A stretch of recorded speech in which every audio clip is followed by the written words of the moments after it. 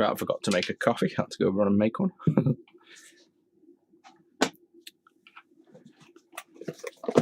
Right, so what we have in for now, a bit different. Obviously the usual, building Game Gears up when we get 5. But I've got 2 returns here. There's no personal info on these, so we basically got 2 bouncers. One, I think they're both GBCs. That one's a GBC. Let's see what this one is. Yeah, so we've got 2 Game Boy Colors come back with faults. These are warranted, so this one's like just under a year old, and I haven't checked this one, but the order number tells me it's not a year old, so let's try fix these 2. Well, we will fix them, we won't try. Let's see what the issue is. Yeah, we got face cam the other day, fully tracking as well, so I can't hide. Like, the only thing is if I go to grab something down here and then it loses tracking, you get crotch view instead of face view. That's the only downside. So this one is a Game Boy Color. It's had upgraded shell, screen, sound caps, USB, which, yes it has, so it's got the clean power in the back of there. Our shell, it's all cracked, so we'll swap that shell out. Customer's got a big crack down the front. Everything works except the power on light and sound. So let's have a quick look at that. Yep, so that'll be the touch sensor for the colour. That's the brightness. Where's the colour on there? Yep, it's not wrong. There's no sound there. Let's put this on charge just to see if we get that power light, because we might. Yep, I think that's probably a bad LED. Oh yeah, defo. I literally started the live, looped, went, shit, no coffee, and just left it there while I made one.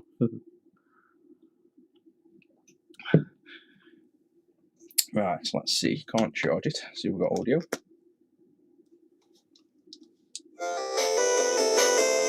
So, got audio on the port. Sometimes it's just the port sticking, so.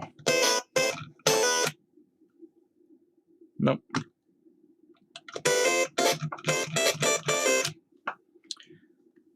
So it could be bad speaker, bad amp, maybe. I doubt it's the amp though, but they're the 2 issues. We have no light, so we look over here. You've got no power light, and obviously a speaker issue, so it should be fairly easy to fix.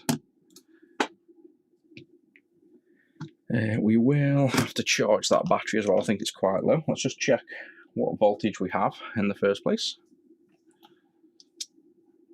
Let me just write a test message on chat as well, because I don't think, yeah, like the multi-stream chat works, but I think the first few minutes of the stream it doesn't, shows up on screen, but doesn't show up on my little chat at the side, so sometimes I miss messages. Yeah, 3.3, so that's fine, that's working. There's no issues with the clean juice.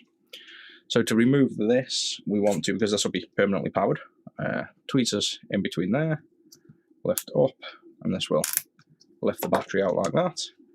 But otherwise it's still powered. Now it's not powered. We can take the USB wire off here. Otherwise we won't be able to get the case apart. Promo codes, no, there is technically one, and if you enter, I think it's Happy Return, you get that email once a year. If you don't, it's like only one time use ever, but if you don't check out and it's been a year, then the system automatically sends you a code that says Happy Return and you get 10% off. I rarely run discount codes. I've started doing flash sales, but more so on just consoles, not like on the whole store at the minute. I should do them, to be honest, in the live streams. That would probably be quite a good little thing to do. If you join in on the lives, I'll enable like a discount code while you're on live or something. I might do that on the next one, and just enable the code literally while the live's running. Afternoon, glad you're liking all the streams. So we're doing something a little bit different this time, which is Game Boy Color repairs. I don't usually do these, but these are 2 returns for faults, so thought I might as well take a quick look. Nice, yeah, you got that code working. You just can't use it again now, so make sure you place a nice big order.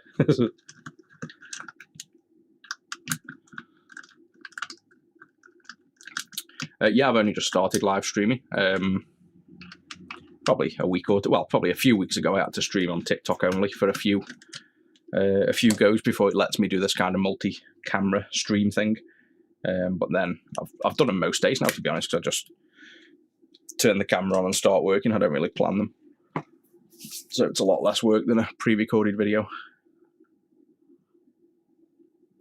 Flash on the Game Boys, yeah, I probably will. We've got a clear purple SP at the minute because we never sell the SPs for some reason, so I put a sale on that and then we started selling them. And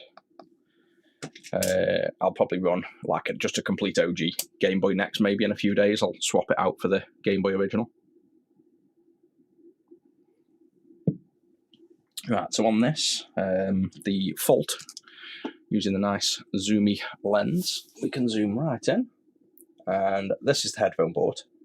So there's two things that this could be. Well, there's a few, but two main things. This connector here, so let's go even zoomier. So you see this bar here? This bar, I think, connects to pin 5. And this pad here connects to maybe pin 4. I don't know where they are, but we can measure them here. It doesn't make too much difference. We put the multimeter into continuity mode. So it beeps.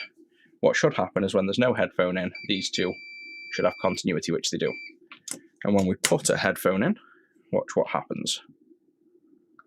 So you see this plastic simply gets lifted up by this shaft here and pushes that bar away. So now obviously those two pins aren't connected. That's how most headphone ports work. So when they're down, that means there's a headphone removed and it tells the amp to turn on. So if that wasn't shorted, it would think it's in headphone mode, and that's why you're getting no speaker audio. But that's not the case here. So we know that's not the case, but now we've redone that, let's just double check the issue hasn't magically resolved itself.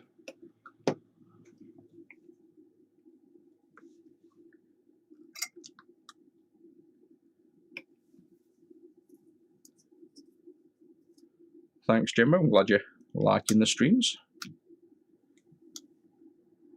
That's on, and bear in mind we'll only get the ding on this, so that's obviously got no audio, we'd hear it by now. So we're likely looking at, could be a dead cleanup, could be a dead, no. How many of you have seen that while we're sitting here talking? Power of observation. That's why the speaker isn't working. Wire's hanging off.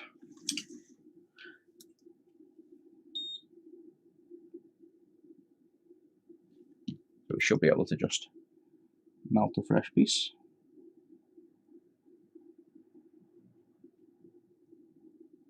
And tack it on.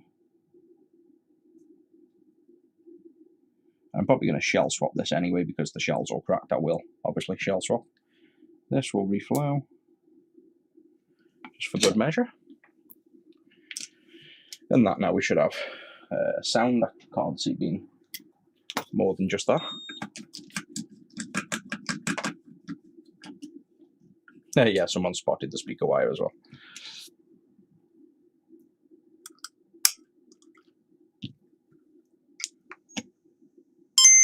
There we go, speaker. So that's the sound issue sorted. Now, why don't we get the light here? So a quick way to test the LED is with a multimeter in diode mode, if you've got one. And where are the pins to the LED? So the pins are there, these two pins. Let's zoom nicely in. Oh, we are fully zoomed in. Let's just do digital zoom. So these two pins here are the LED. And I think this is meant to be a symbol of a diode really crushed in, which I'm guessing up with an arrow pointing down. So this would be the black, the cathode, and this would be the anode. That might be the way around. But if we go into diode mode on the meter, do I have another? Let me just grab an LED so you know what I'm going to show you and what to expect.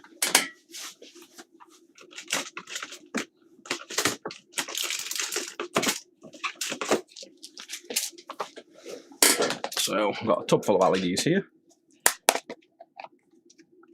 Now let's just get a red one. So this is coated red already, so it's not actually lit at the minute. Zoom out a little bit. That's a bit too close. And then if we get the multimeter now, The long leg, I always forget this way around. I think the long leg is the positive, but we'll soon find out. Probably get it the wrong way. Yeah, so long leg is positive, so if you touch the multimeter on, it'll just pass enough current through to light the diode. So if we look at this and zoom in a bit more, we can just try it both ways. It doesn't really matter which way we try it, but what we're looking for is the light to light up. So probably do it like this. Get it that way. And then if I probe on here and here, no light, go this way. No light. Well, let me double check with my eyes, but no, that looks like just an actual bad LED, I think. So we probably need to get it out the shell to be able to see it a bit more, and then we can obviously do a shell swap after. But it's looking like just a simple bad LED. Right, so let's get this out.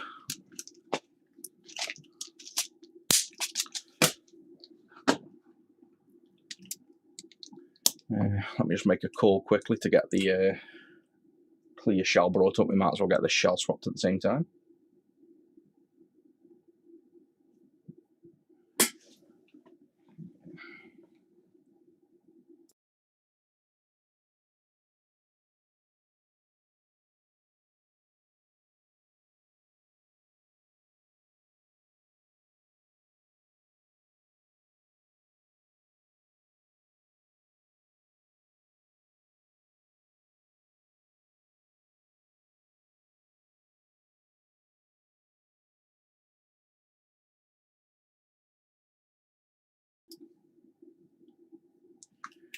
That'll be a shell delivered in a minute.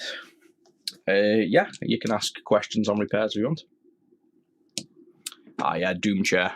So you can only see that on the vertical streams at the minute. So yeah, I don't think I've missed anything on chat. Right, so we need to get this board out, and I'll probably just grab another Game Boy Color. Not that it matters, it's only an LED swap, but just to prove that obviously the multimeter would work on the LED to turn it on. I should have one over here, 1 second.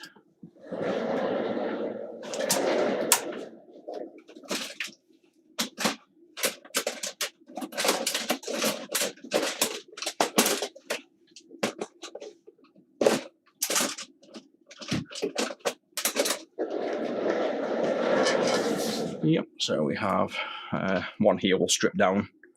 Tell you what, let's just quickly strip this down. And then we can,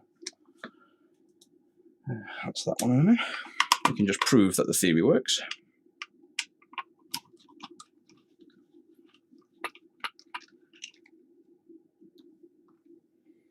Removing flux, just heat the board up. So best way to get rid of flux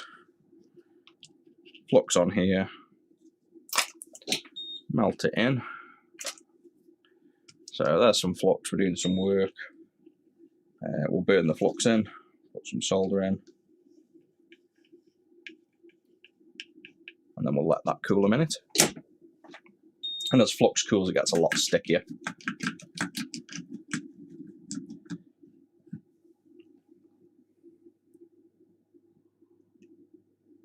Yeah, I've just literally started doing lives about a week ago. But like I say, they're quite easy to just press record and jump on and just carry on working. So as long as I don't have to keep running out the room to do other things, I kind of try and get everything done so I can stay in this chair as long as possible, because if I have to go out and start doing other work, then there's no point just leaving the stream on. But I should be here for a good hour or so now at least. There's that. So you see that's already sticky, and if you go to remove it, it's quite, just spreads around. So instead of doing that, all you've got to do is hot air, 480 degrees, literally 5 seconds, 5-10 seconds at most. It's not the best example because you can't really see the burn on this, but you'll see after. That's warm, wipe off while it's warm. You don't even need IPA, you can wipe off first, and then IPA after, and that's squeaky clean. Nothing at all on there. So to remove flux, just literally get the board hot. Like, pretend you're just going to solder something and warm the board up as much as possible, then just wipe it off. Favourite console? Probably for Game Boy. The only reason the Game Boy would be my favourite is Pokemon, but probably the PlayStation or the N64, to be honest, just because of Resident Evil and Zelda. But to be honest, Pokemon's got quite a lot of memories for me. Pokemon Yellow mainly. So I've got about 5 personal Game Boys I've built up and modded in different ways. So I do really like the Game Boys, but I think Resident Evil would still take the win for me on the PlayStation.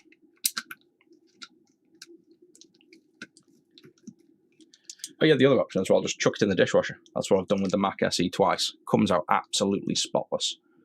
So just make sure you don't put a screen in. Take the screen off, take the speaker off, dishwasher the rest. It'll come out flawless.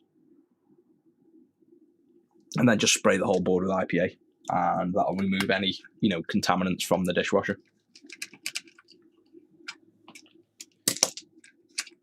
Right, so this is just a stock Game Boy. We won't be using anything from that anyway, because this will get... oh, my camera froze. Yeah, so side camera has froze. Let me just power cycle this camera. We'll just go to... That's strange, never done that before. We'll go to the overhead a minute. And turn him back on. I thought it was the stream at first, then I saw my face moving.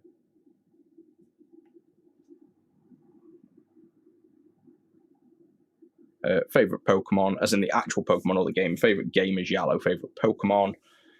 Oh, I'd have to think, to be honest. What did I used to use as a kid? I think Zapdos was my favourite on Pokemon Yellow. Let's see if that camera's back up. No, let me see if I can... I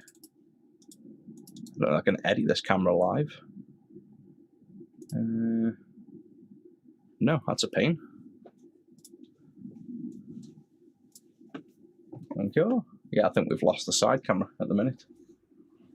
I don't think I can start this camera up midstream. Create scene picture. Yeah, it locks all your cameras, so you can't. Oh my god, no, ignore me. Floating cam. I'm looking at the scene. Right, deactivate. Activate. There we go. Got camera back. No detergent, chuck detergent in. Do everything, literally dishwasher it like your dishwashing plates. And it'll work, trust me. Just make sure you IPA once it's done to get rid of anything that's left, like any kind of contaminant, but it'll come out pretty clean.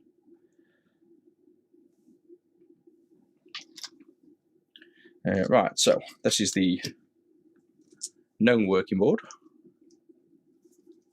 Most complicated thing I've repaired is probably the Mac SE I repaired recently. Before that, and that's just because I don't know anything about them, but before that was the Multimega. Again, just mainly things that don't have any schematics, or even if they do, if I've not worked on them, then they can be difficult. This I can't see. But nothing's outside the reach of possibility. It's just if you haven't worked on stuff, then it can be harder to diagnose. This is really difficult to see. Probe and see. Now that's breaking down voltage. Maybe the LED is working because, yeah, this is live. I might just apply power to it because I can't really see this light. It's like a pre-coloured lens, and probing over even this one, because it's probably such a low current LED, we can't really see it like this. Or tell you what, let's just, I know I'm doing this a long-winded way instead of just swapping a diode, but I like to see to prove the theory first. So let's just tack a few little flying leads on here so we can actually probe this thing and see what we're doing. And then we can always current limit and power on the LED from the bench if we have to. Nope, that was a massive blob of solder where it didn't need to be.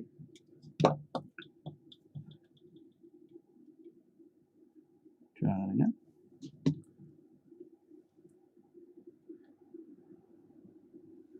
Right, so that's one wire. Do the same for the other.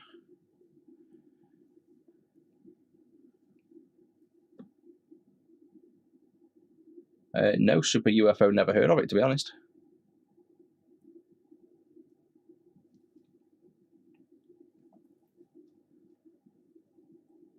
Thanks for the compliment, Mario. Much appreciated.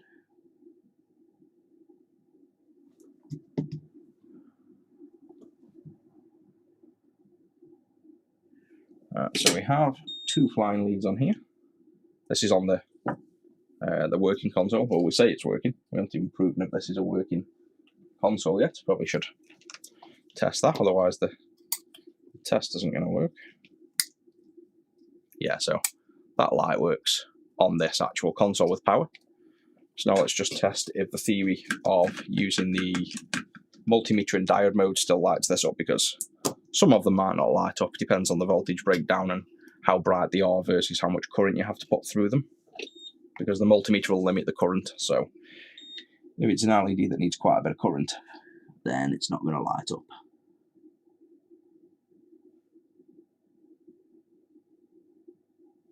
Right, so now we've got wires I can hold off to the side while we look on camera if this thing lights up.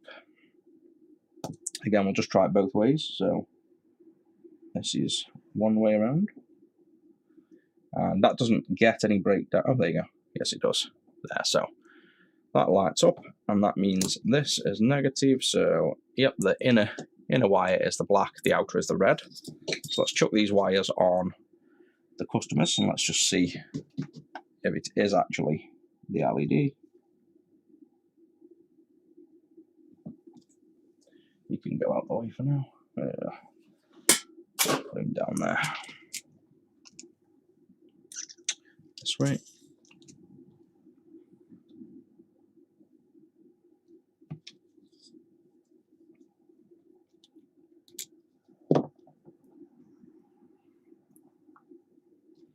Yeah, classic Game Boys. We fix Game Boys all day long. You just don't normally see me working on them because I tend to be on other things, but I'm just picking up the returns we've got, and we just got 2 returns. I thought I might as well just quickly jump on them and show you guys some repairs.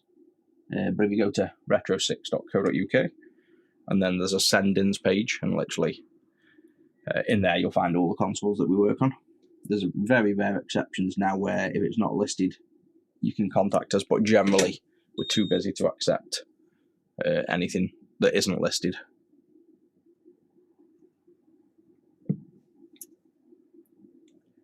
Black at the top. Kits that we used to try and sell everything, soldering irons, soldering that, but no, generally just you can ask what you want to use. Soldering iron wise depends on price. Solder, just use any leaded solder. Flux, use Styri V3, not Styri ASM. But if you have any specific budgets, then it really all falls into that, so you can just like let us know your budget and I'll give you some guides. Yes, that LED isn't coming on, so I think it's just a bad LED. One more screw in there, and then we'll swap this. What we'll do is, I need a 3mm LED. I'm just going to probably rob this stock one for now, so I don't have to go hunting for another LED. We just need to remember big bits. I'm just looking at, it's the lazy way of quickly remembering. Inside the LED, you can see that big sort of curve there on the right side, how it's got a point here and a big fat curve there. So I'm just going to remember big fat curve on the inside. That's just a quick way of remembering when this comes out, which way it goes in. And this is nice and easy to remove. Just warm up both pads. And if I can actually grip underneath. There we go, it's out. I will put a note on this after that's missing the LED, and I'll find one later. Repair arcade machines I used to. I did tons of work on Multi-Megas, Naomi's, you name it, I worked on them all, but they were quite time consuming, and to be honest, a few people I repaired arcades for ended up being dicks online, and just wasn't worth the amount of time and energy spent fixing the arcades versus other things. This will be stuck in the shell, won't it? So we're probably going to have to do a new screen. Let's leave the screen in for now, because we're likely not going to get that out without breaking it, and we want to swap the shell. So let's put him out the way I'm in. We're going to do that shell swap. And LED... Oh. Me suspect the customer is lying.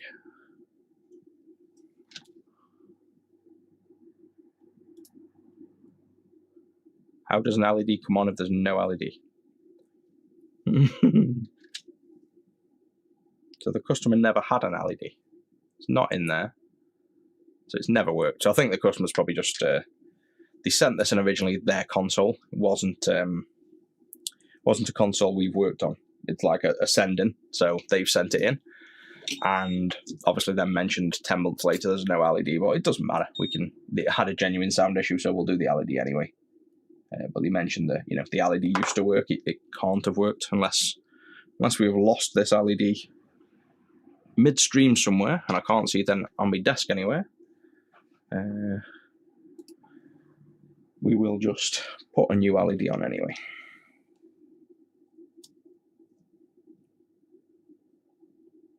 There definitely used to be an LED in here, because these are the pins to the LED. This is the legs.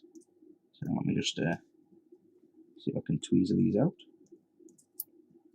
Yeah, they don't even want to come out, them legs. So they've been, I don't know why, but I think that LED's been cut basically. To, just don't get why, but the LED's been cut off at some point. It might have come in like that. Can't see us cutting an LED. There'd be no reason for it. Well, yeah, that's a strange one.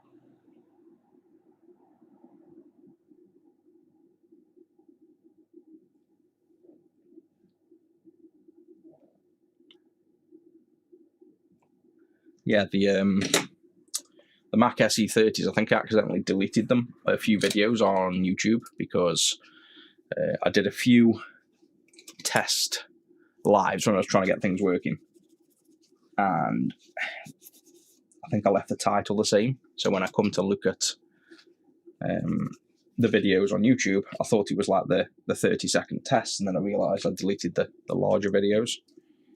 But then if you go on it publicly, it shows, but in my private backend part, they're missing now. But I think you should still be able to find them on the other channels. No, not solo. We've got staff. We've got all family, basically. So there's about 5 or 6 of us.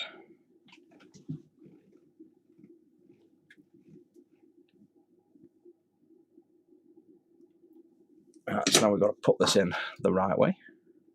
So that was, remember, the fat side on the inside.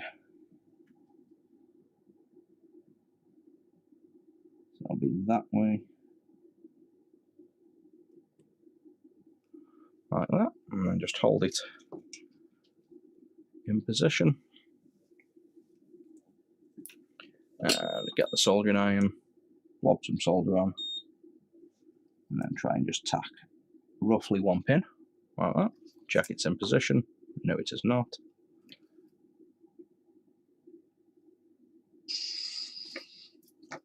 Tilt the top of it. There we go, so that's now in position. And now if we zoom in a little bit more, a little bit of flux on there.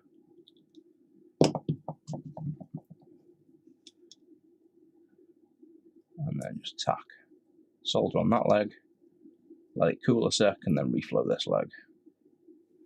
That's it.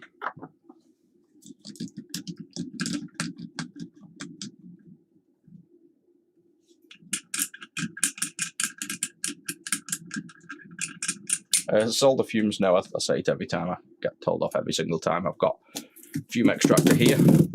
I just don't turn it on when I'm doing the odd bit of soldering, but I really should do. Don't know how safe they are. They're obviously not good for your health, but I don't think I'm going to die tomorrow from it, but yeah, I should put it on.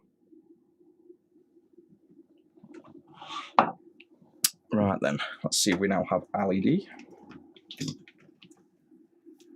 which we should do. Now there's actually one on. Yep, there we go. So we have sound and a power light now. So that's that one fixed.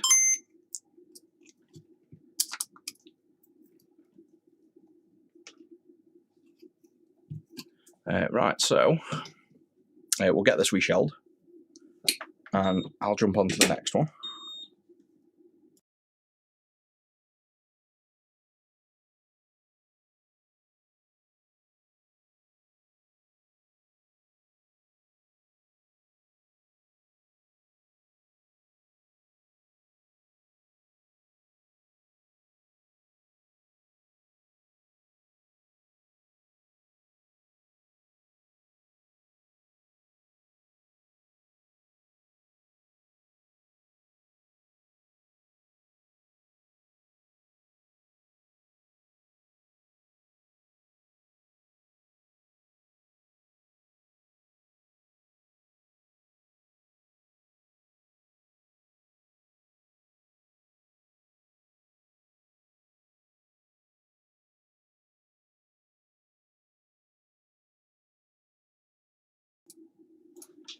Right, so that's that one getting done. We'll jump onto this one.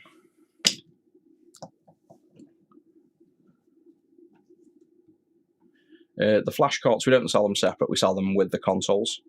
So if you buy a console, you can select a flash cart with fully loaded games, basically. Class damaged on the data link port. We'll check it when it's fully built up. I don't think the... if you're talking about the plastic piece, maybe, I can just have a quick look.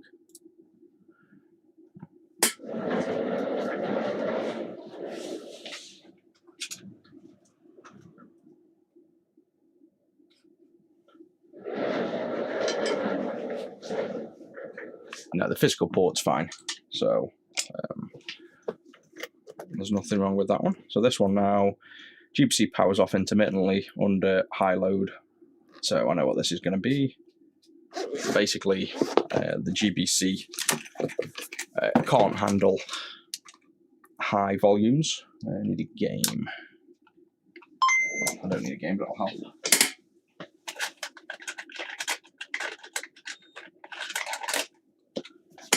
That face cam, that's crazy. Let's try Pokemon.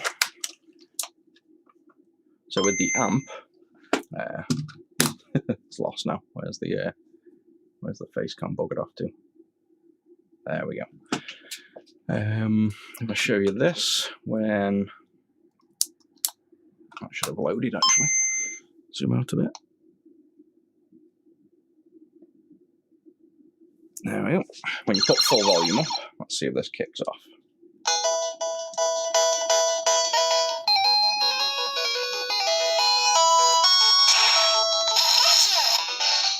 I'll try and cover the volume for you. This would normally power off.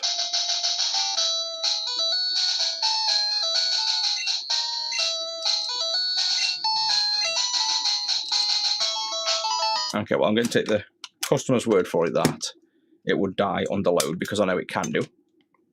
Let me just try some lower voltage ones and you'll probably see the issue. So it's probably when the batteries are low. Oh yeah, we definitely need the fume extractor to make sure Rusty can have his food, that's for sure. Let's see if this fails.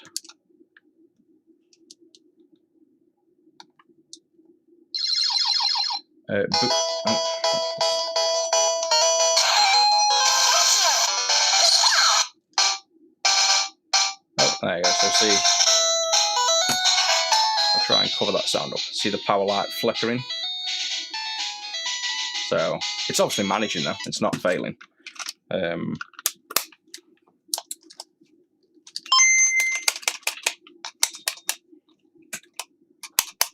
So I can't actually get this to fail with what the customer's seeing.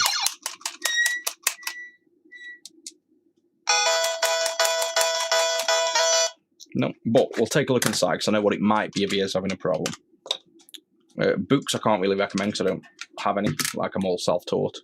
If you want to learn stuff, just jump on discord.gg/retro6, and there's like 8,000 people on there you can ask questions to and learn from. Or you can just watch these videos as well and kind of pick up bits as you go.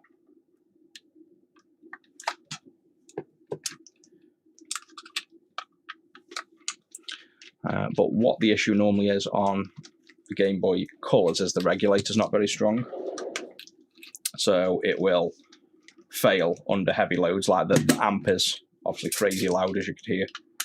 And that'll just pull too much power and reset the console, so I presumed that's what it would be. But we sell a clean power and a big cap that we fit on to, you know, solve that issue. So I'm going to guess it hasn't got the cap on, and then that'd explain, even though we can't get the issue, that'd explain what the customer sees. And we could also try with a flash cart, because that'll pull even more power. So then, in fact, before I do this, before I open it up, let's try with a flash cart. Just chuck as a flash cart. I've got one. That GB. I don't know if I've got any games in it, but as long as it loads. This will pull a bit more power as well. So we might be able to get it to fail if the flash cart's in. Let's just load. Oh, put it on Zelda.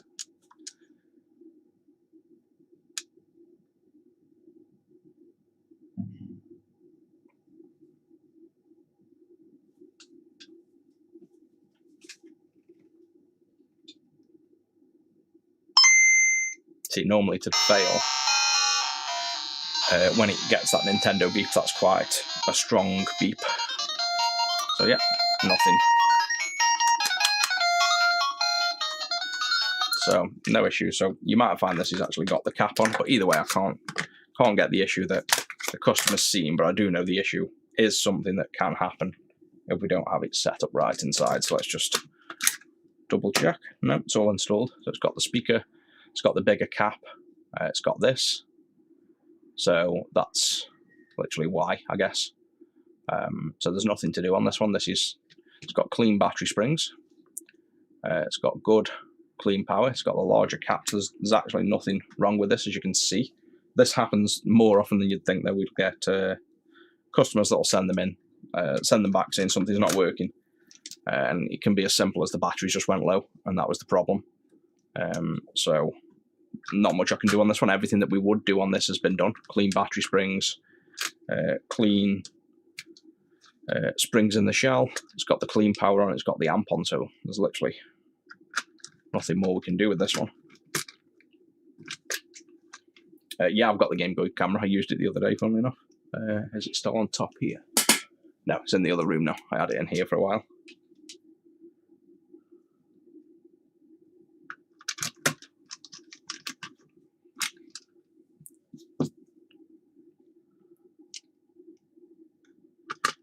The main thing I've got with this fume extractor, like why it's not always useful, is it has to be literally like right here if you're soldering here. You go here and it doesn't really catch them. And then even when you use it, if you're hot airing, which is probably 80% of what I do is hot air work, the hot air just blows the fumes anyway. So the fume extractor does nothing. Could do with a solution for a fume extractor that works with the hot air gun somehow. I don't know what that'd be, whether it's way more powerful or sits above the desk as an entire unit. I don't know. I'd have to try and look into it. Yeah, we do the repairs from home. Saves going out. You know, you can luckily work from one room in your home, no problem. So that's where we do them. So now this one's all good. The customer can watch the live stream back to see, but everything's been checked. There's no issues with this one. So this will just be a return with no issues. I'll give it a quick service, clean and test before it goes back though. So that's the two bouncers out of the way.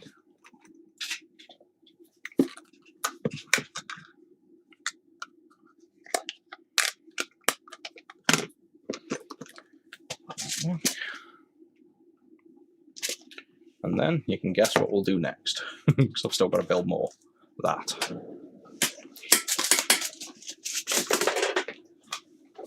You can go back as is, rebuy label. How many more game keys do we need? Do we know? No. Check on that list. I don't even know. We've got none left anyway. Yeah, the shop was good, but wasn't really popular enough in Milton to be worth keeping open, unfortunately. Let me just check how many Game Gears I need to build.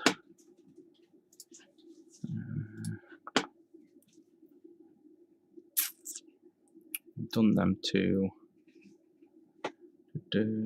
1, 2, 3, 4. Another 4. So we've got to do 4 more.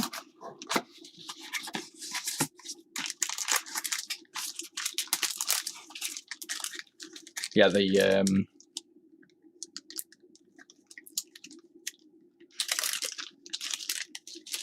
lives I do just randomly, so sometimes a Saturday morning, Sunday night, Monday midday, just whenever fits in with work, so you might catch them, and if not, like I say, you can re-watch them anyway.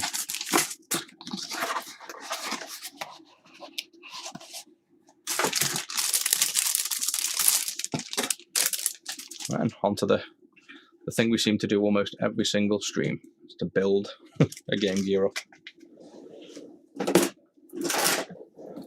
Let's do this one. I'll get the Fume Extractor on, considering that's probably the most popular comment these days now with my videos.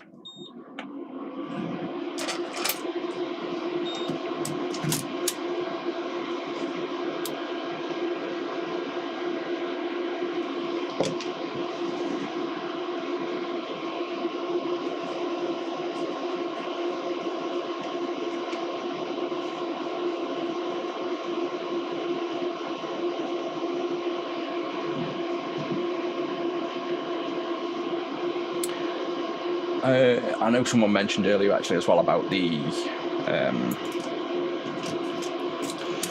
starter kit, about 500. I think it was $500, was it? Let me scroll back up. $500 or pounds. Let's have a look. Yeah, say $300 to $500. So for Flux, it's not expensive. It's like £20-30 maybe for a big tube. So just go with Steriflux. Solder, we used to sell it Solder King, but honestly, any leaded. Let's just see what I've even got on here now. So this is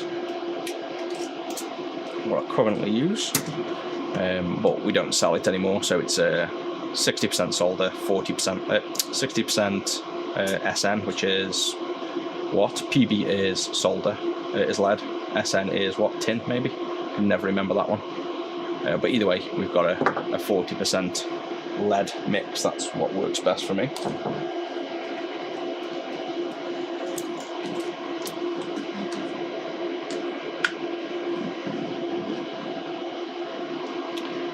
For the soldering iron, let's get this cam up and go to here. So this is an I2C, depends, better get in view in case you're on vertical, but I2C, there we go.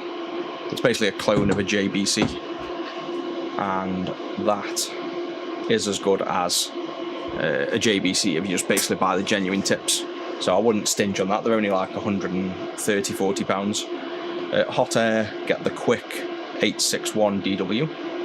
That's another 100 and something, about 150. That Hot Air is better than £600 Hot Airs I've got. So to be honest, you can probably get the same iron I've got, the same Hot Air I've got, same flux, same solder, and then with whatever money you've got left, grab a Fluke multimeter, probably a 115. Silicon mat. This is a dog mat, so we just search Amazon for Leash Boss silicon mat. I just use a giant silicon mat that's designed for putting Rusty's dinner on.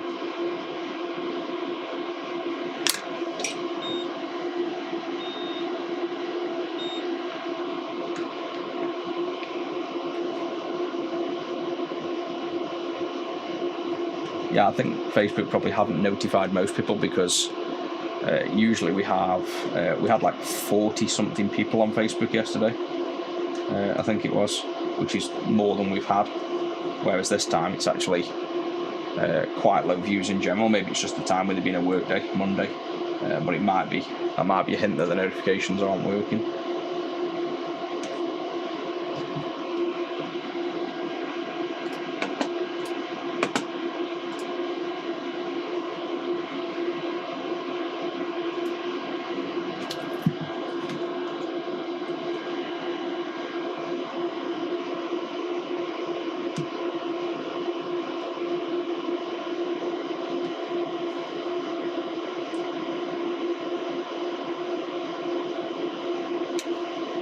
Yeah, the little dispenser bottles for IPA. Yeah, they're super useful. You just got to make sure there's no leaks in them. Like, make sure they're airtight and sealed. Otherwise, you'll come in one morning and the IPA's all disappeared because it just evaporates. Yeah, SN's the tin then, which will be Greek for whatever tin is in Greek or Latin, I'm guessing.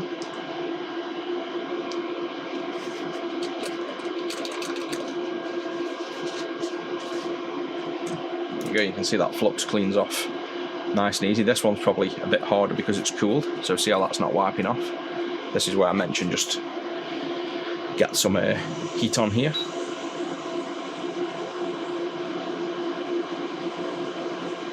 Yeah, the badges are definitely messed up. The live stream says 47 viewers, but the little notification thing there, or if you're on vertical there, obviously is way below that number. So I think it's just a guide. It's obviously not it's not accurate for some reason.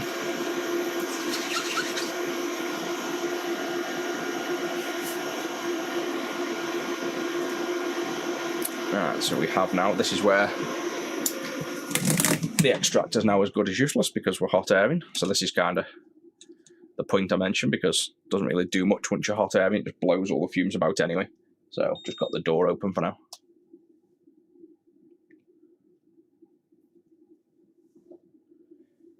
Right, we need flux on here.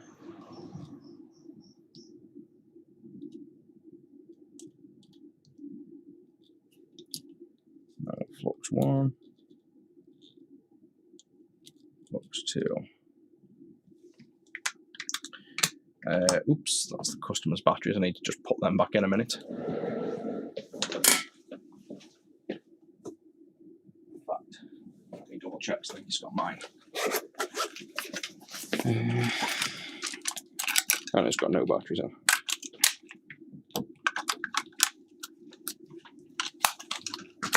That's that one.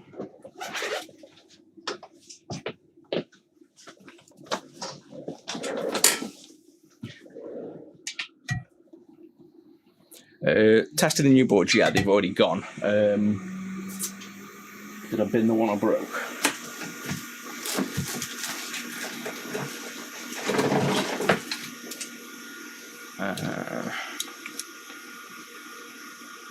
I've got so many versions.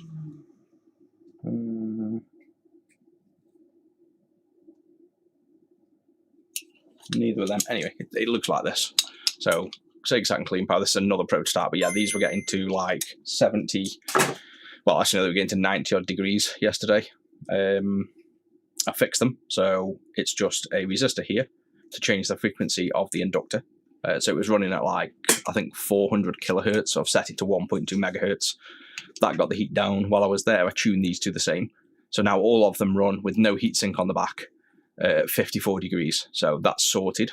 What else have I done? I've added a little blob for like a power save mode. So instead of them being ramped up all the time and basically being permanently active, ready to deliver 10 amps plus, I've put a power save mode solder blob in, so we can make these just run completely cool if they're not under load, but it might introduce audio or video noise, so I've left them as an optional solder blob, but that one's fixed.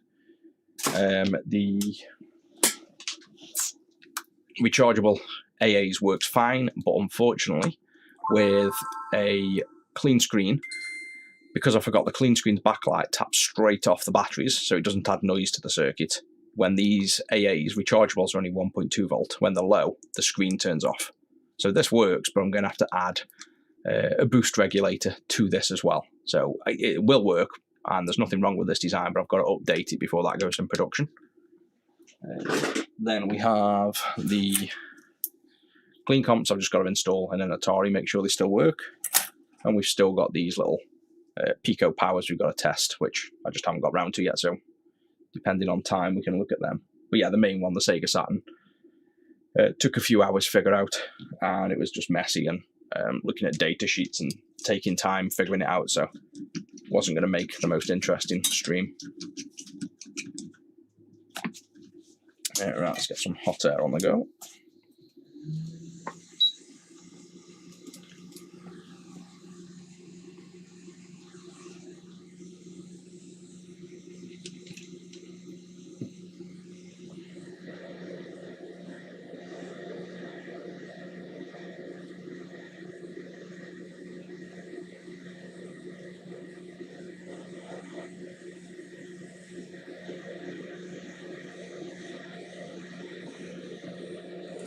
Extra work outside of what we do, mini PCs. We wouldn't at the minute, we're too busy. We used to accept other repairs, but we just don't anymore. We don't have enough time.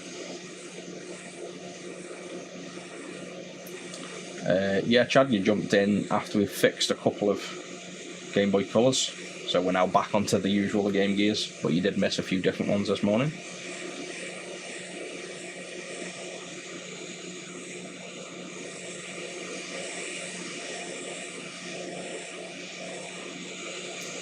The GBC OLED screen console being drained is probably a problem with your actual OLED screen. It has a wire that you solder to the battery, so it taps off power straight from the battery, because it's similar to like the clean screen. I think either they got the idea from that, or they just thought the same way. But if you tap off the battery, you're not going to add noise back to the system. So there's obviously a fault on the IPS screen itself that's either thinking the console isn't off or something's running, so maybe poke around for heat. Touch with your finger on the board, see if you can feel any heat. But either way, it's likely just the IPS board itself needs swapping.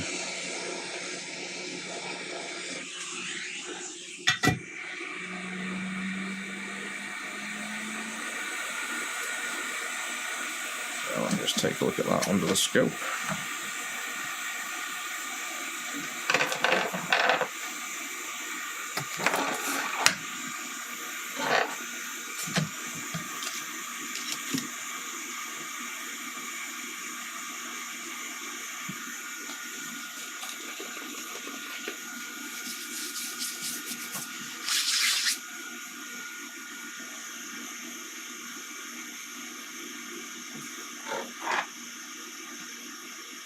Yeah, all good.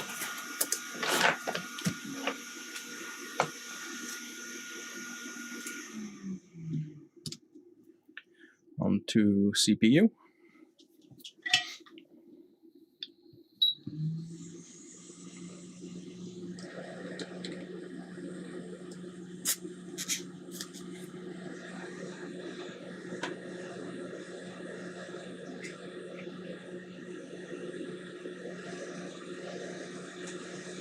Yeah, there's some microscopes we were going to buy. I don't even know the name, but like you just look straight in them. You don't have the conventional eyes. It's just like a big open screen, but you can't watch a video on them to see what they're like, and I'd have to drive about 3 hours to go and demo them. Plus they're like $5,000, so we just never bothered.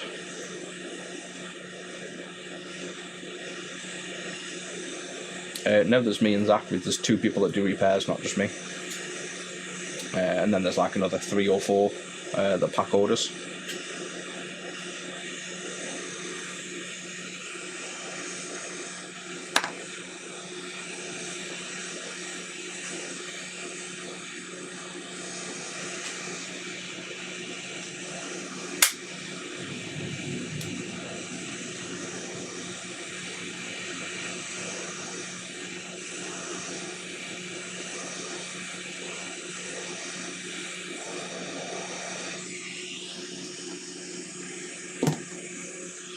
Let's just make sure I get this one nicely aligned. Zoom in a bit more as well, maybe. There we go.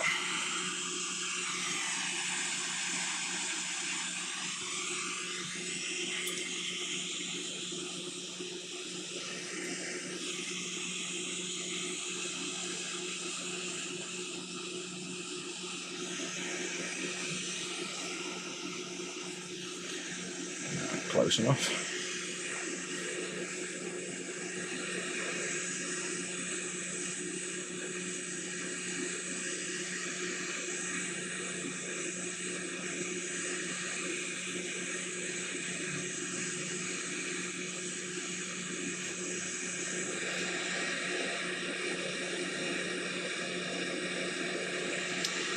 This type of business, that I think there's a few. There's not many people that do. I don't really know anyone that does repairs as such, but there's people that sell mods. So there's like, which one is there? Someone called 8-Bit Mods, I think. I think that business is gone now. I think that went about 6 months ago. But I think 8-Bit Mods was in the UK.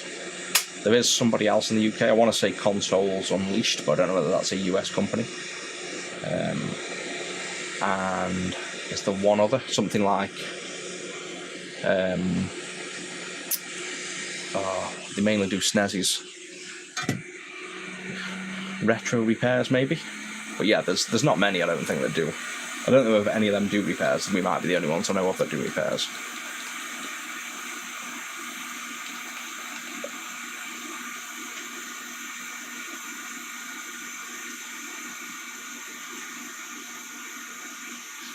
I know what Rusty's favourite colour is. I'll have to see if you can guess.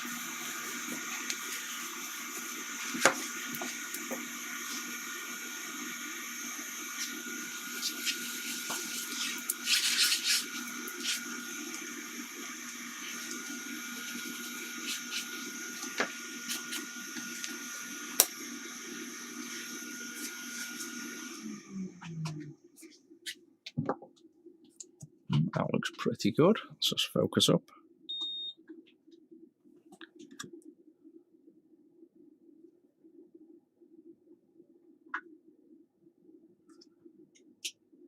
Yeah, they look good. I'll just check under the scope. Make sure. Yeah, that view count's just completely random. We've got like 40 odd people in. It says there's, what, 15, 16, 17 people, and then it tells me there's 40 on the streams. So I'm not sure what's going on with that. Yeah, that's all good. Put the crystal on before I forget.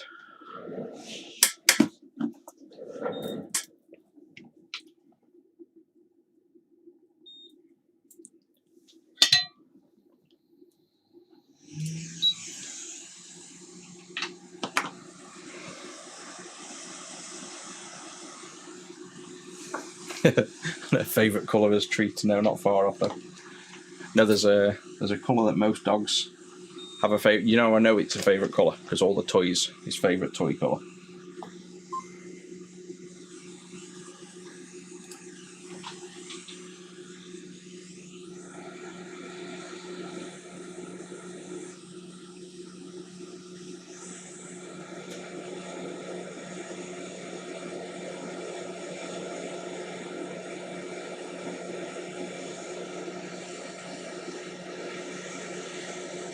VGR for Canada.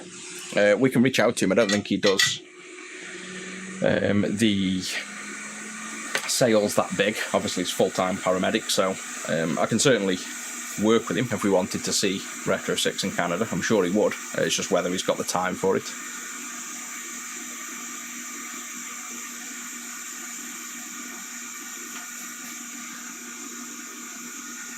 One of them colours is correct, yeah? Have a guess which.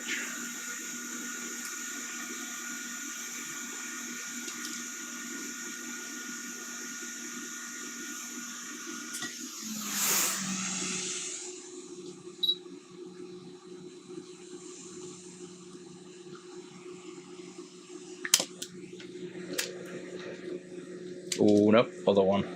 Green. He's got tons of his green toys. Got a green donut, kiwi. green frogs, but I think it's because dogs see green more vibrant than any other colour. Or he just gets paid out the most for the green toys. Could be that.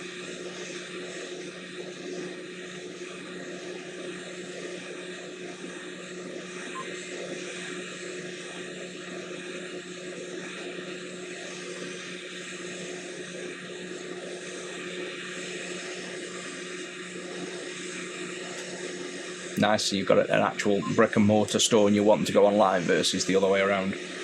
So you can certainly email us, just email contact@retro6.co.uk with some details. And minimum order volume normally for new stores, like all of our other wholesalers do between 2 and 10,000 a month in like purchases from us with heavy discounts. But obviously when you get started, you won't have that volume from nowhere. So we can work with people on it. It's just the only official one we have here is Retro6 US. All the others run their own independent business and we don't really have any say-so. Whereas the US side, we wanted to make sure that the US side didn't have any competing products or clones more than competing products. So a lot of people clone our work basically, so it was making sure we had a store where we could trust the person doing it wasn't going to sell knockoffs of our products. So there's a bit more direct relationship there than just a wholesaler. We work a lot closer with Marcello to make sure you get the best experience, and anything you have issues with on the US store, it's me behind the scenes that will approve all the repairs, replacements, warranties, things like that. So you're getting the actual same level of service than, buying from the UK. It's no different.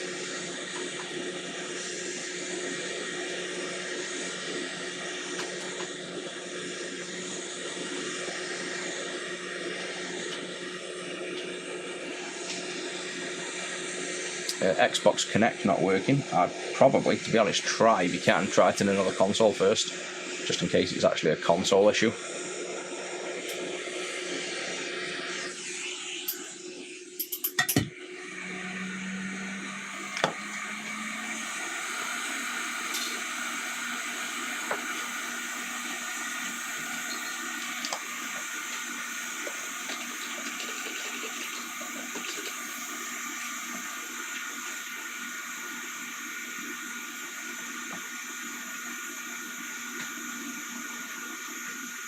Yeah, that's exactly. We want to use. You want to use decent products. That's what we obviously aim to do with all of our stuff. That's why we pretty much only sell our things now. We sell the odd product that isn't ours, and that's one of the problems we tend to find. Like installing other products, they're not always up to scratch. So we rarely sell anything but stuff I've made now. Yeah, single ASIC's done in production. Samples are probably a few days away now, but China have got a holiday in like 8 days, so hopefully I'll get the one A6 sample before then. But yeah, I designed it all, I think it was last weekend, and it'll support VA4 and 5 as well, so VA1, 2, 4 and 5, if all goes to plan.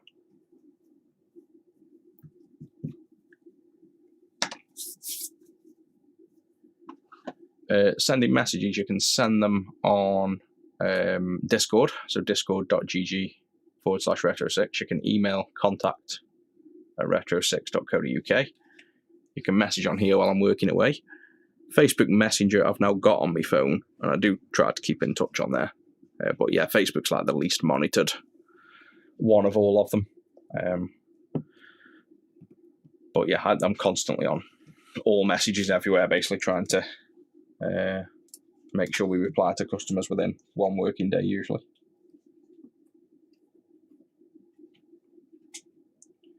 That's all good.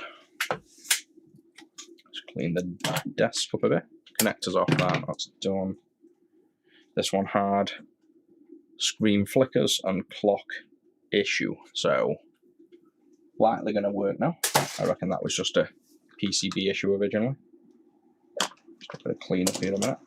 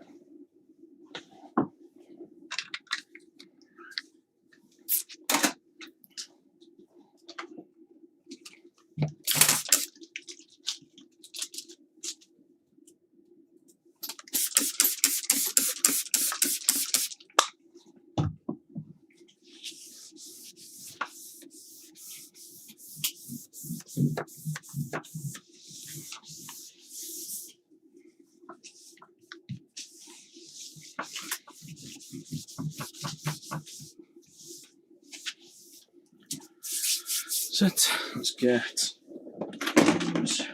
screen connector. Hall effects on the Elites. No, we stopped doing them. We were fitting them, and they just weren't very good. So they had more jitter on than normal ones, and they didn't seem to smooth out in game, and they took way too long for. We'd have to charge like 90 quid to make it realistically worthwhile. We were charging like 26, 30 pounds, and they were never great, really. So we've stopped working on controllers in general. Obviously, a lot grimier as well, with people's hands being on them all the time. So it just wasn't worth it. We've got enough work with everything else to basically pick and choose now of what we want to do.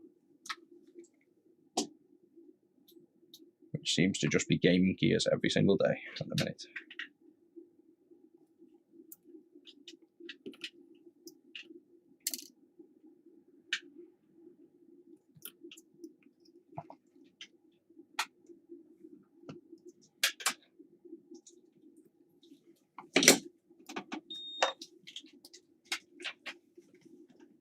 Thanks, Tom. Glad you liked it. I don't think we even have had a Mega CD in a while. We were doing like probably one or two every few weeks. Then we haven't actually had one in a good while.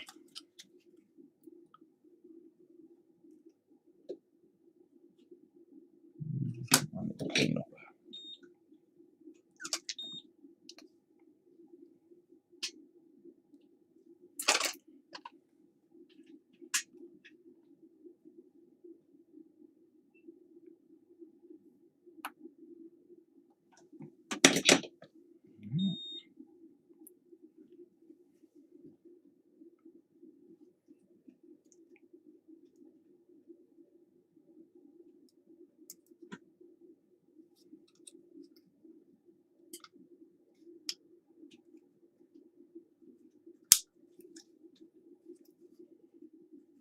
That's it. And how many of you have actually used this extension port on Game Gear? I've never once used it.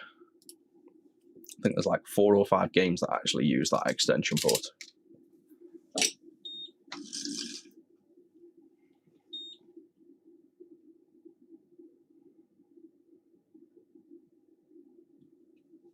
Let's get this little extractor on for a minute.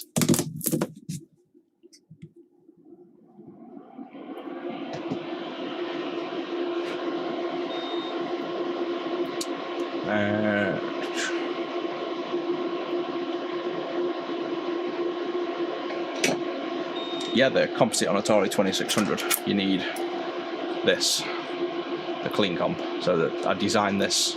It took me ages to design it, but I reconstruct the entire composite circuit from the TIA chip. Well known as now the best composite for Atari 2600. It's even on the Atari Age forums if you search for it. Just search for clean comp. Sits over the TIA. You bridge 3 pins and you solder your wire here. Couldn't be simpler. But yeah, we do offer it as well if you want us to do it. Go to retro6.co.uk, send-ins, and then it's the first one, Atari 2600, and you can select the clean comp.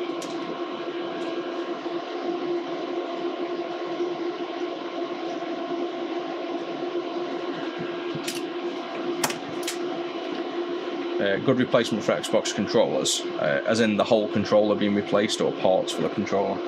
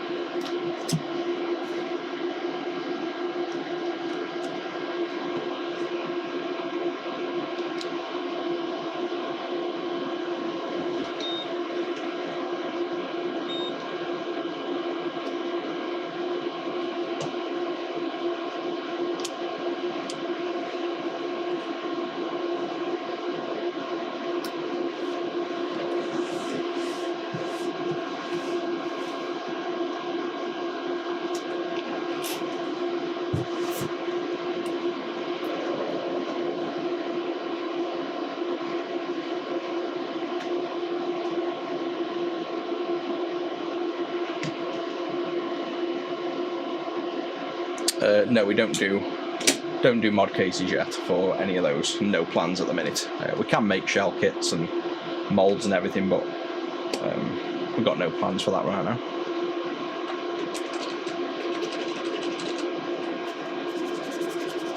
For the Xbox Elites, just use the regulars if you don't want to use the buttons. They're built better.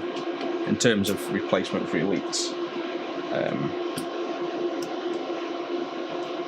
I don't think I've come across one, but yeah, the Elites are terrible. They break like if you're using them regularly, they break every 2 months.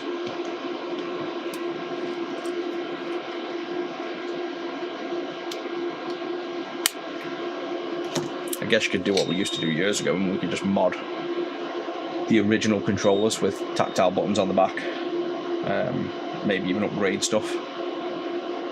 I don't think the SCUF controllers are that good anymore in terms of a replacement for Elites. We've worked on a few and can't exactly recommend them.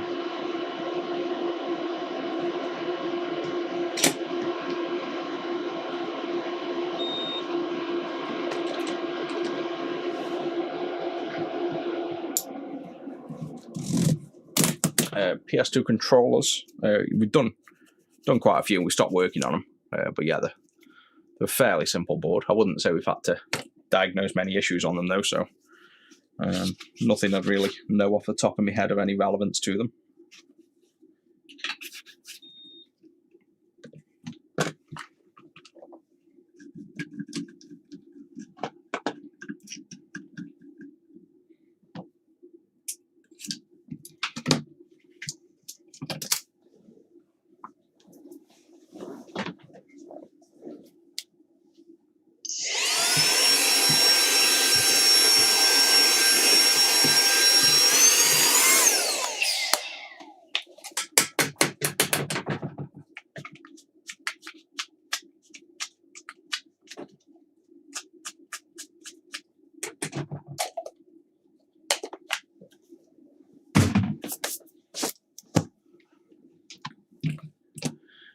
Shall we see if this works?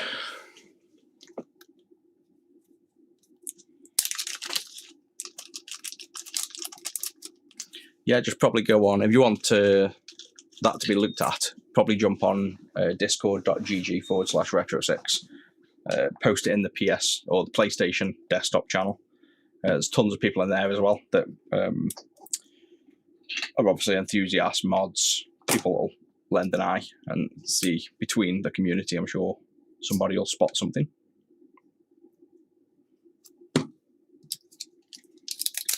Hey Gary, welcome in. Just doing Game Gears at the minute. We fixed 2 Game Boy Colors. We're just on Game Gear PCBs now. Game Boy with sound issues. Yeah, we've just done it. It's just been reshelled at the minute. If it's the clear one, you've just missed it. If you scroll back to the start of the stream, we've just repaired it live.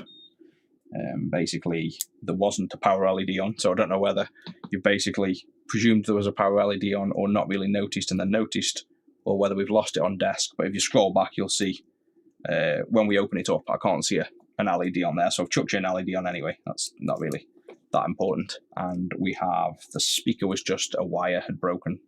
So pretty simple, but your case is quite battered, so we're just reshelling it now.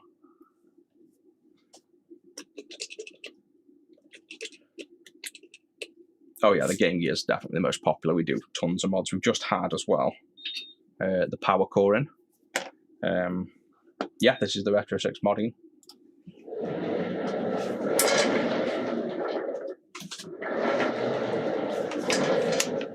So we just had this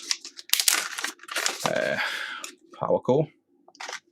So the idea of this is it's a really cheap as in cost-wise power board.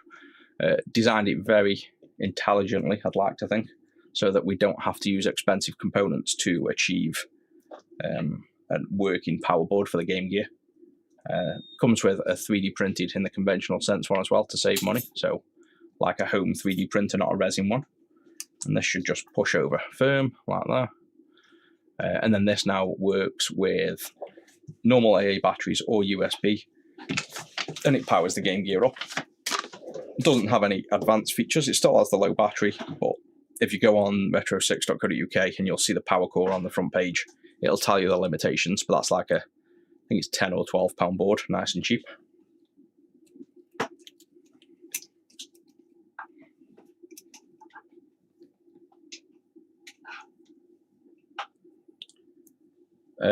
Camera tracking me, this thing is just it's now responding to my voice as well. OBS Bot Tiny 2, I want to say. I think that one is. And then this one is actually another one. This is the OBS Bot Tail 2. The names are funny, but this one's the £1,000-something one. This one's like the £300 one. The face cam's the £300 one.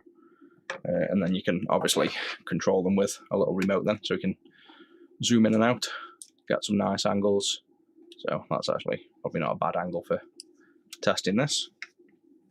I can save that as a position, and then you can kind of recall, press 1 and it'll zoom into this is like the overall view. Press 2 that I've just saved and it'll zoom us back into another position in autofocus. And then this camera above that gets really, if I zoom in and you see, that's all the way zoomed in, and then you can zoom in digitally a bit more, so you can see the quality of this one. This is technically, if we zoom out and up, it's that. So it's Blackmagic Studio with a Canon cinema lens and a motorized zoom. So I'll press here, and you can see this wheel there turning when I press the zoom in and out, or rather the wheel below turning, and then manual focus at the minute. So that's the setup at the minute. I'm probably going to replace this one above with another one of these, so I can do this, zoom around and moving things. It's quite useful, so I don't have to keep stretching up to do it. Mike Skinner, no, never heard of it. Well, never heard of him. I usually get Sean Connery for some reason with the voice, but I don't hear it. And the missus laughs every time people say that, but I've had that loads.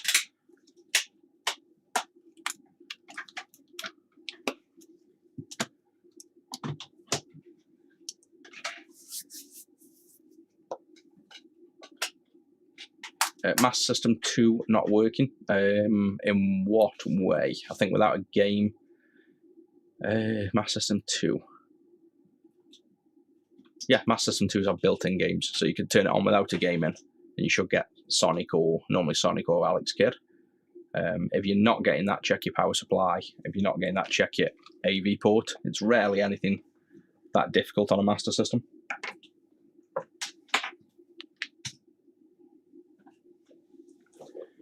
Right, what are we reckoning? It's going to work, or is it going to be a bad VDP like it always is?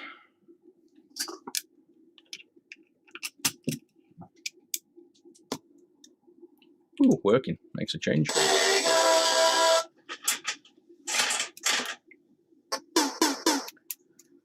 So sounds good as well.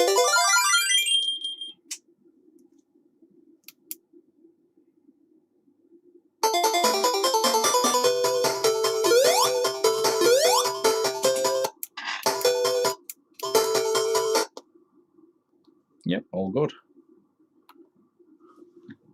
So that's now, I think 3. We've put our crystal on that's worked exactly as stock with them resistors still on. But that is actually running then with the change in resistance, so maybe that's the way that I originally designed it and it still works. So we'll keep doing the exact same thing until we've done enough and used enough of these crystals. Like, let's try and get through this entire reel.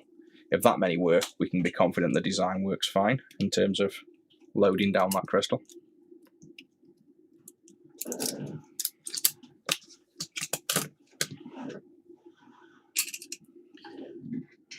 I'll leave that there 2 seconds, just going to grab a coffee.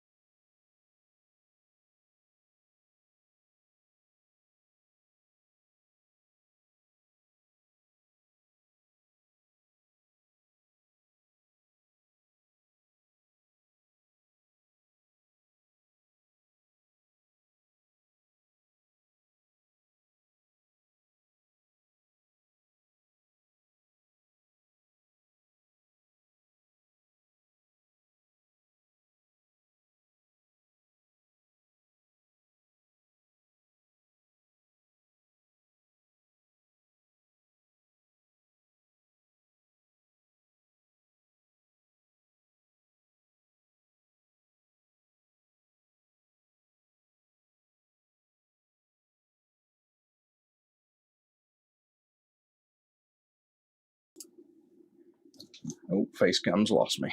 There we go. Most important step, a coffee.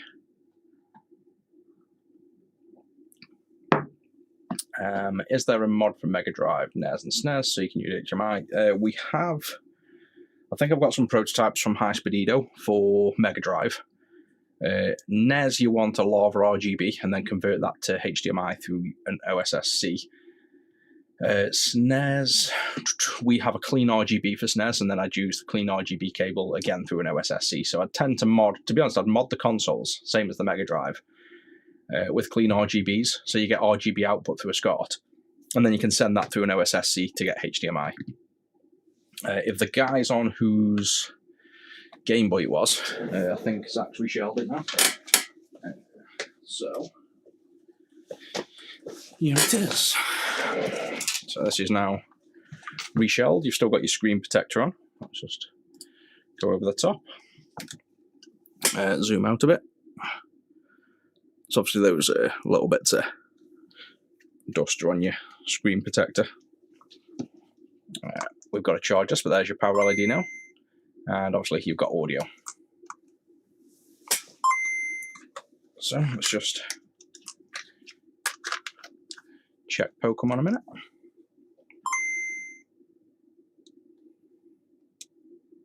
Oh, so you check Pokemon. This is my nice dirty copy of Pokemon.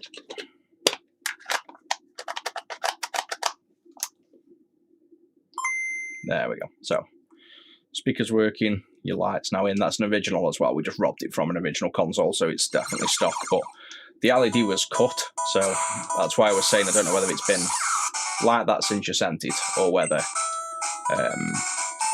it was cut the first time. But either way, there was never a light in there. It's not like been in there and stopped that I can see. I can't literally find the LED anywhere inside, and it's not on the desk. But yeah, it's all working now. So I might be able to get this back to you today.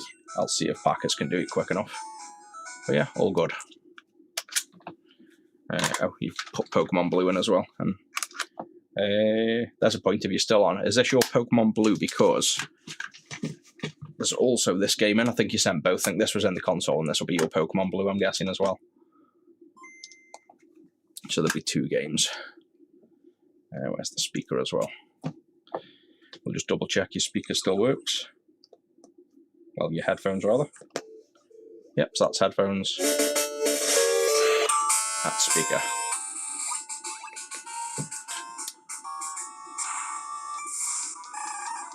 Yep, so we're all good there.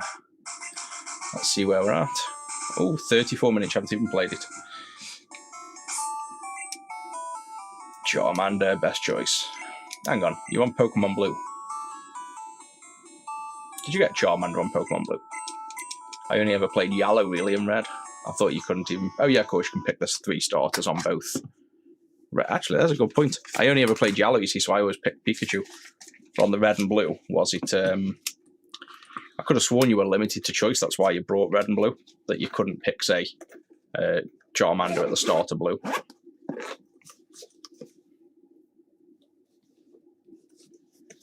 Ah, yeah, traded, that makes sense. Right, so I'll try and get this one back to you today, hopefully.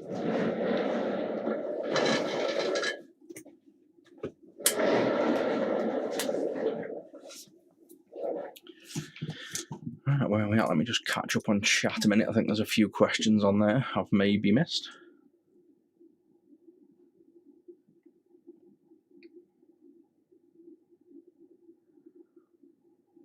Ah, right, so it wasn't limited. I should know that, but like I say, I always just play Yellow and always pick Pikachu. Well, you obviously get Pikachu, don't you? So that's why I never really remember on the Red and Blue. Right, that's one working board. That can go away. And I've got loads. I've got that Neo Geo that needs fixing. I don't really want to set all that up at the minute. I'll just build another Game Gear for now. Then I'll either jump back on tonight if I get time. Or if not, next up is probably going to be that Neo Geo we need to look at. No cost, it's under warranty. It was 10 or 11 months old, so we don't charge for stuff like that. It only took me about 15 minutes. I presume you're at the same address as well, so I can just rebuy the label.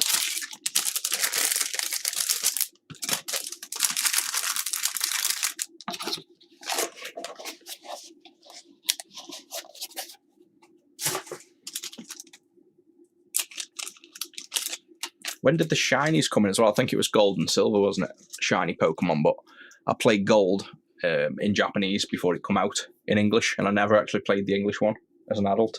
So I've only ever played the Japanese one, but I can't remember whether the shinies were in there.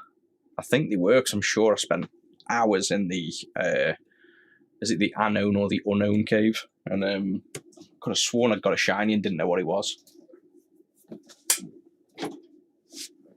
Alright, we'll nick the parts off that. And the parts out. Well, let's just... Yeah, gold and silver, I thought so. I'm just going to remove some chips from these a minute, because these are boards with missing components already. So these are incomplete boards. I might as well just get the chips off.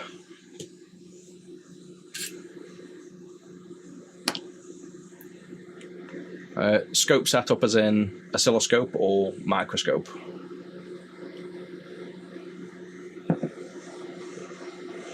Oh, I've got chips on here actually as well. 2. The RAM, I don't know why I've got RAM on there. 3. Yeah, CPU, so I've got even more of these spare. I've got tons of spare Z80s and CPUs.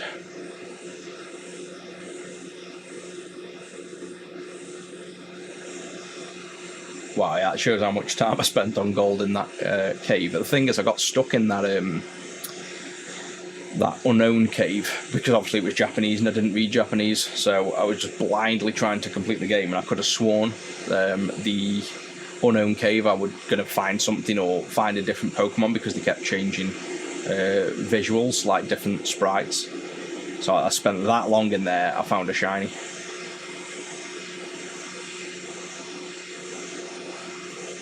Yeah, ceramic caps on these, like these I've got, even these broken ones. No need to do anything else. Ceramic caps everywhere you can, really. But for the Game Gear, they can all be ceramic, no problem.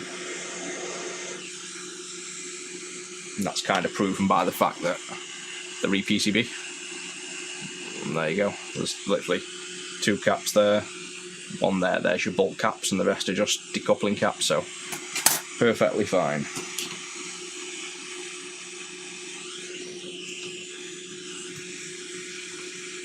That Z80 looks knackered, I'm not even going to nick that, I'll just nick this connector.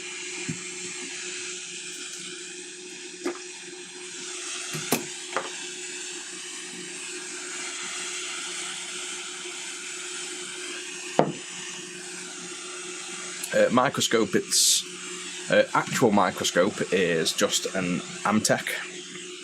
So we're whapping this hot air gun around like it's a toy. That's still not showing you. And I zoomed in. Zoom out. There we go. Jeez, okay. Zoom out even more.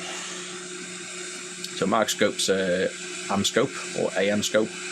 That's the HDMI I don't use because it's worse than my camera above. Just an AMScope basically with a mixture of a random head and a random arm.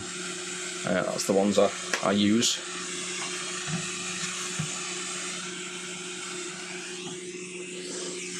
Put this up to max. No, the Xbox Frag, and I've still got it somewhere. I've got even more than that as well. Just haven't had time to jump back on them. I was going to write some software to interpret the I2C. I think it's the I2C or the SPI. I'm pretty sure it's I2C. I was going to write some software to read the errors properly and figure out what it was, but just time and not really jump back on it.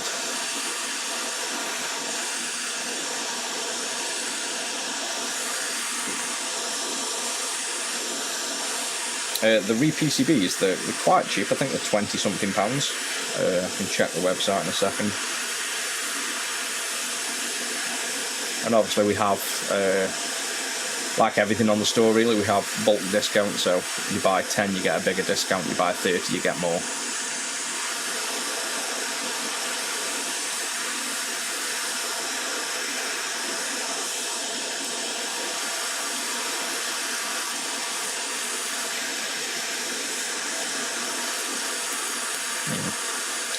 My technique isn't working on this port. Does not want to come off. There we go. Yeah, still come off okay.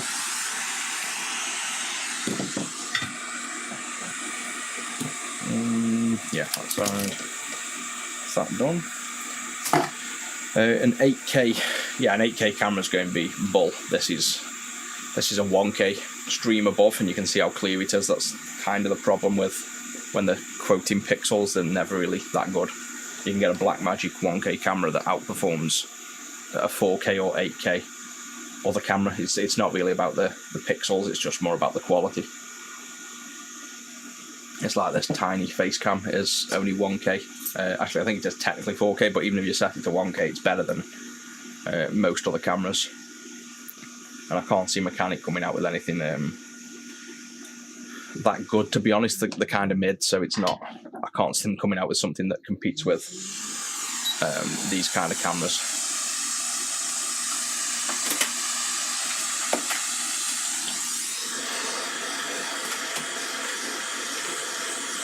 Do we make good money from it? Yes and no. Nothing massive, not on the repair side. Pays a decent wage, I guess, but it's obviously man hours, so you're never going to make that much when you're physically hands-on. It's just we enjoy it, so that helps as well.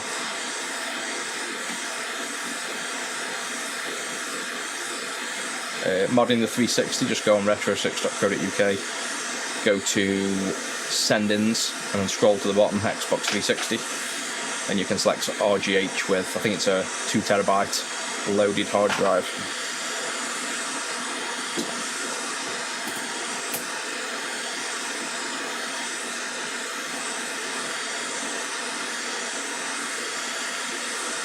Social media pay, we get nothing from it at the minute. We get, like, other than Liam, who donates nearly, I think it's the only donation we've had both times, £10. The streams pay us like 10p, so it's not really about the money for the streams, it's just showing off what we do, and then obviously it helps build trust with customers as well. They see that you know what you're doing, because there's a lot of people that obviously don't know what they're doing or can scam or aren't, you know, that great, so helps us in general just to show off the work.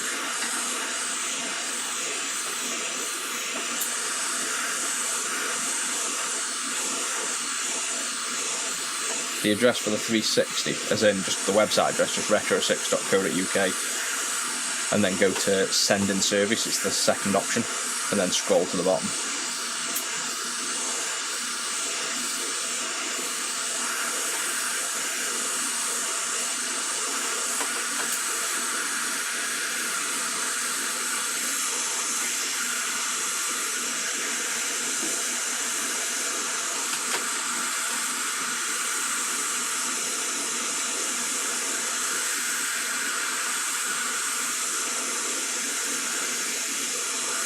Oh, you donated. Where did it?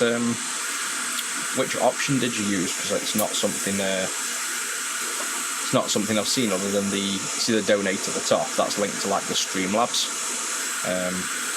But I set it all up, and I think that's the only place with the link. So if it's somewhere else, I definitely need to get it to show, because that's obviously going to get missed and not appreciated if I can't see it.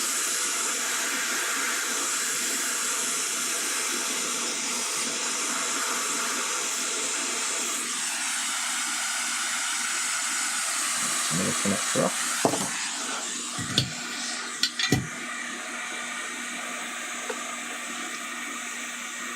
Is that one empty? Let's grab one now with all the chips on.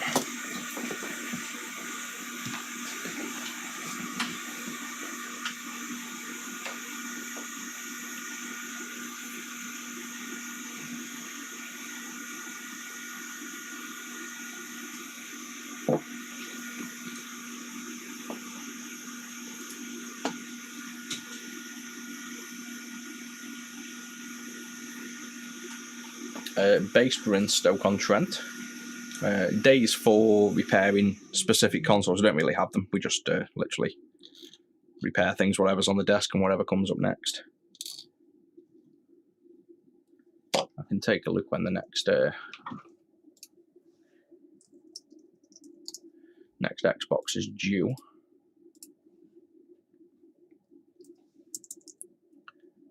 We've got 3 in. One will be, actually one's probably due not far off. Yeah, it's got an Aladdin mod chip, 512 SSD, RAM upgrade, not to a fan, deep clean. So that's got quite a lot, so might show that off. UK, yeah, the donate on the website. Yeah, apologies, it doesn't even email me. I don't think I need to set that up because it goes to PayPal, I believe. But PayPal don't email me. Let me just check that now, because that's I wonder if I can link it in with the streams as well. That'd be useful.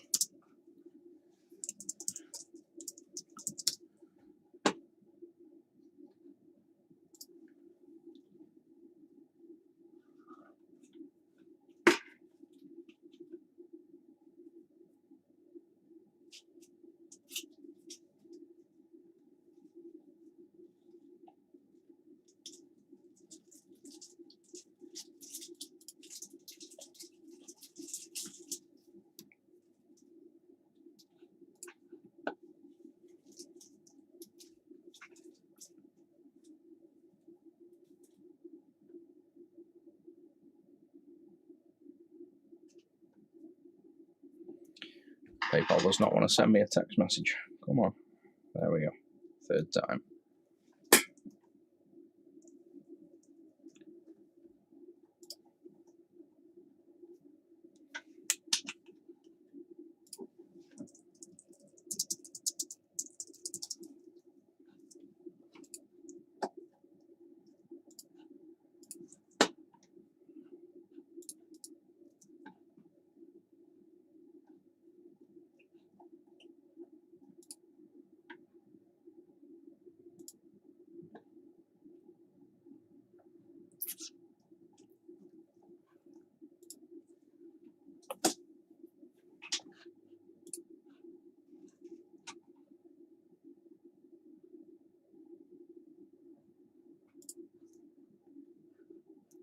Right, I think I found the page.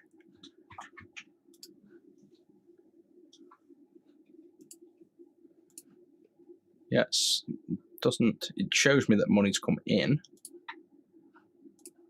but it doesn't show me a list of them. So I'm gonna have to look into that, but I'll definitely look into that. I'm sorry I missed that one. It's a good job we caught that. It's obviously appreciated, but I'll try and get it linked in with this little donate thing above as well, so it doesn't get missed.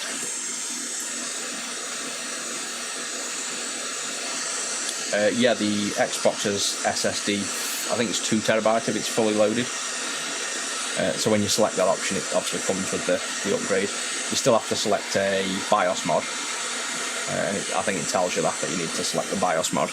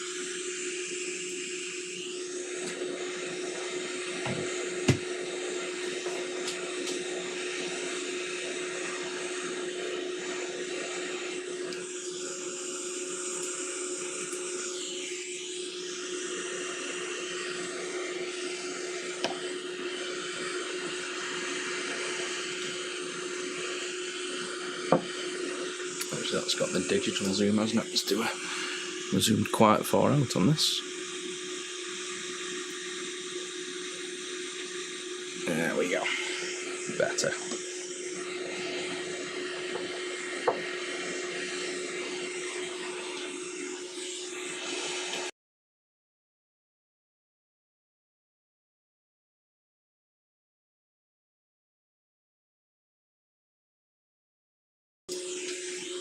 I'll just get this chip off, and then I'll just I'll put the stream on. Well, I'll just leave the stream active on here, but on mute. Just going to have a quick 15-minute break. Just then I'll be back on, but it's not worth stopping the stream for. I'll just leave it running and come back in a second.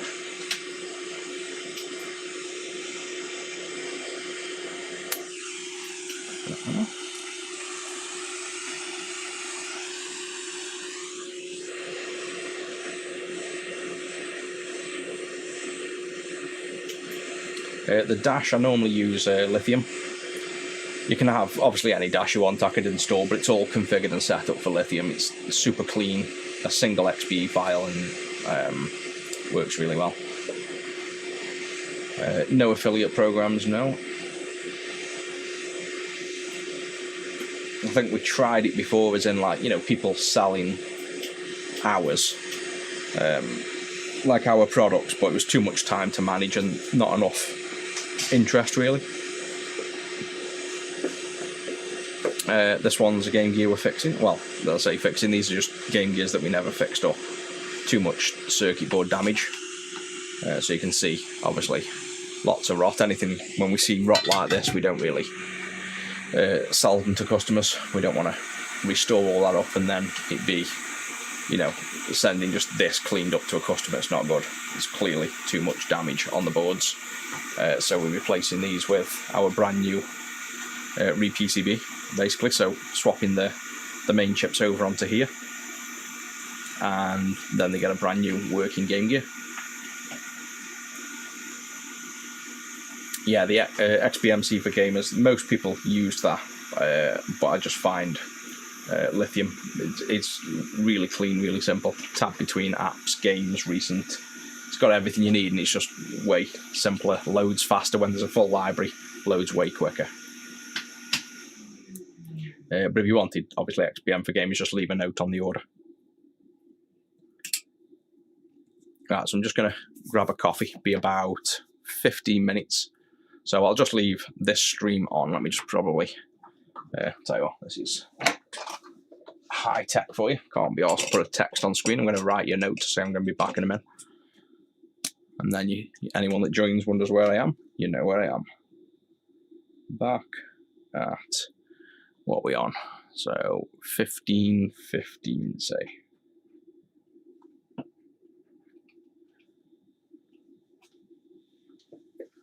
There we go. Wicked.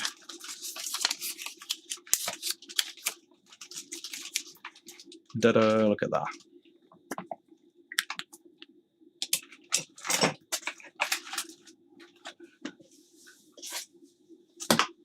Re-PCB broken stock. Yeah, basically. So we've got tubs full.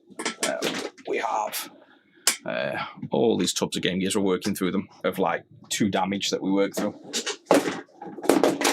Ooh, knocking stuff off. So yeah, backing them in, guys, and then I'll carry on.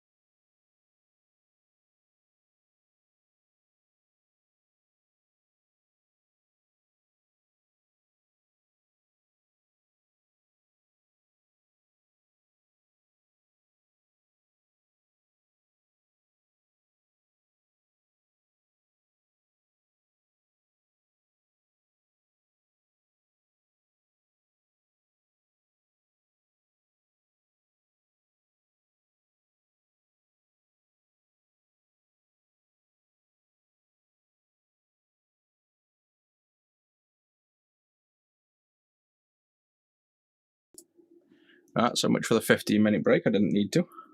Someone had turned up, but they've gone, so we can sort that out after.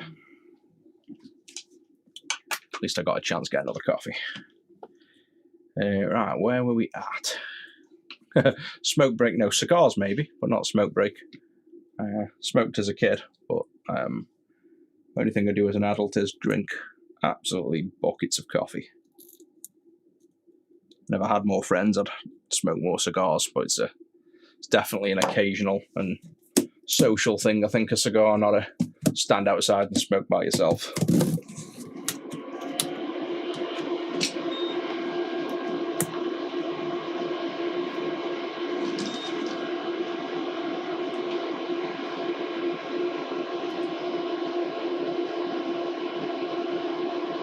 Yeah, I think I've seen that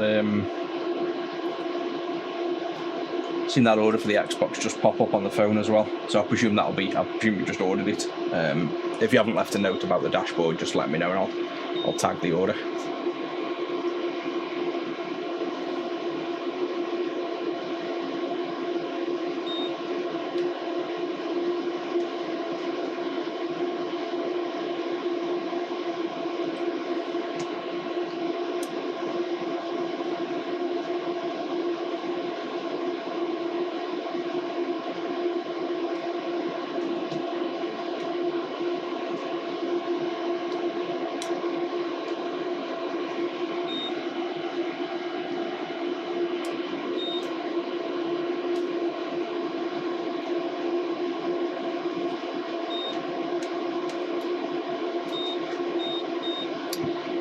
Definitely need to swap this tip. It's starting to fail more and more.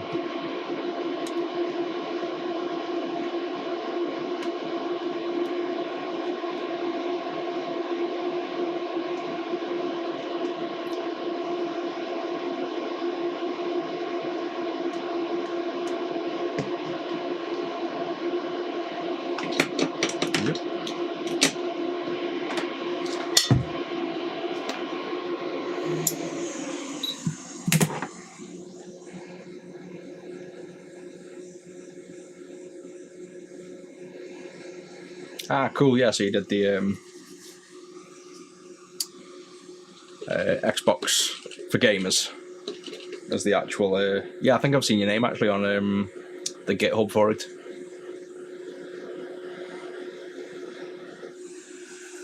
I think the original. We've got a cap off here. I'm blowing it off this board. Yeah, swiped one of the caps off. Where's that one? Not sure how I did that. There he is. Put him back on. The original fully loaded hard drive we did had the Xbox for Gamers loaded on it, but it was an older version, and you would have issues when it was like a fully loaded library.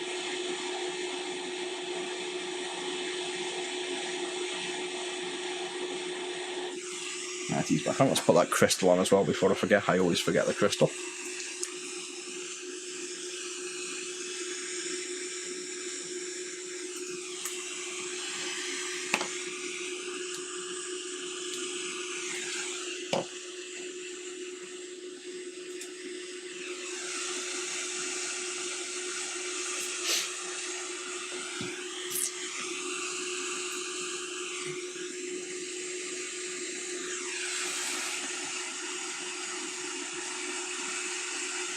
I thought something wasn't quite focused.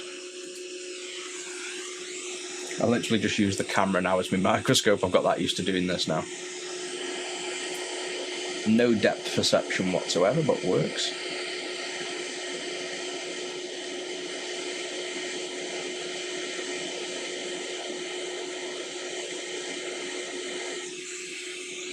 Let's just reflow that cap. That looks terrible under the microscope now. Was that a pad or something on top? I think that pad's torn, you know, actually. I don't know whether I've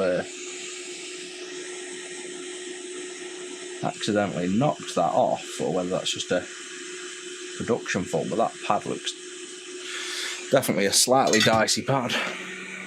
That's the crystal as well, so we'll soon see if that pad's actually too bad to use or whether it's got connection, because that's the main crystal pad. So we'll leave it for now, but just remember, if we get no boot, remind me to check this crystal, because that might well be a problem. Well, this cap.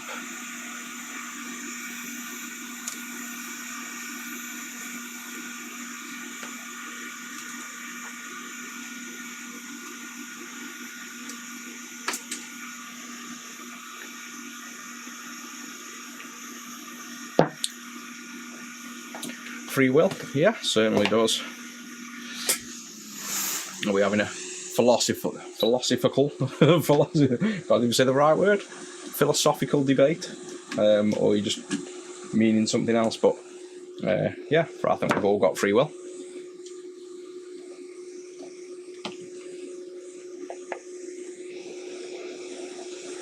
Let's max this out again.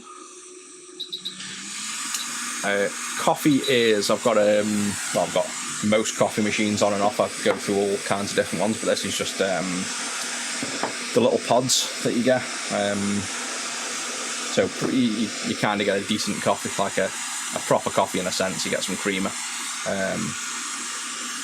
without having the time of grinding the beans. When I want to quickly jump and grab a coffee, it's quicker. So it's just one of them, like, I don't know if it's a Nespresso or something similar, but just the little espresso shot pods. I like most of them. This is a Costa one, funnily enough. I like the L'Or, most like Italian ones. Well, I don't know if L'Or is Italian, but Italian coffees I like as well. And I like the L'Or pods. Obviously, the best coffee is definitely from Jamaica, the Blue Mountain coffee. Had that when I went to Jamaica. Absolutely amazing. Best coffee we've had.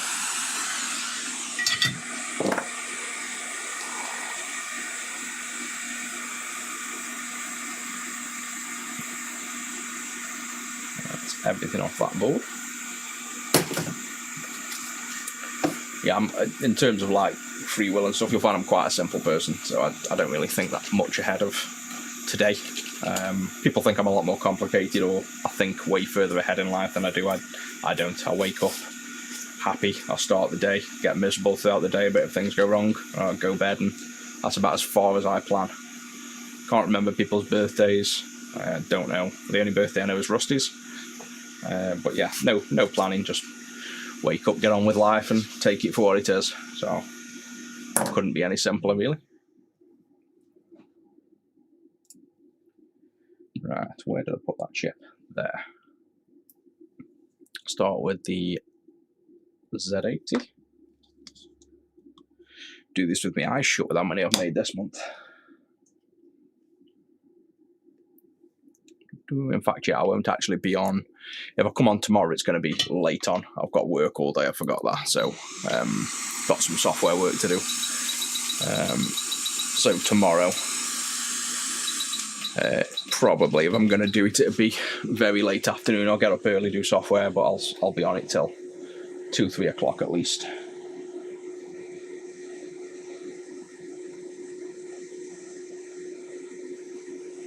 Yeah, close enough. Yeah, I think it is a Tassimo, actually. It's I'd know the pods because you get like the small cups with like a baby cup, and then you get like the Lungo cups twice the size.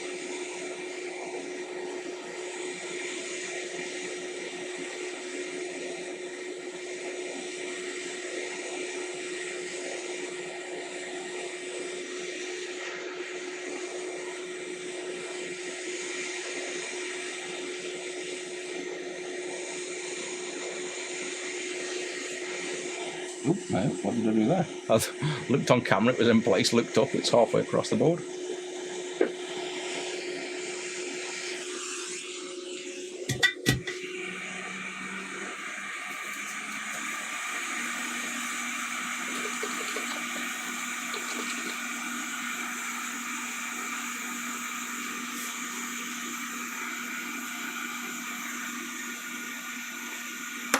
I think we got a little short on that. Somewhere down here.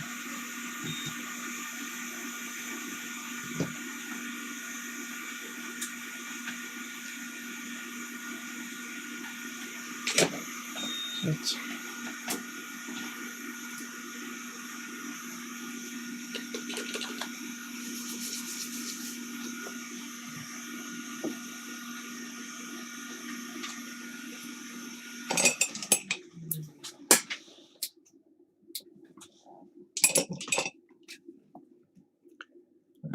Looks like maybe there.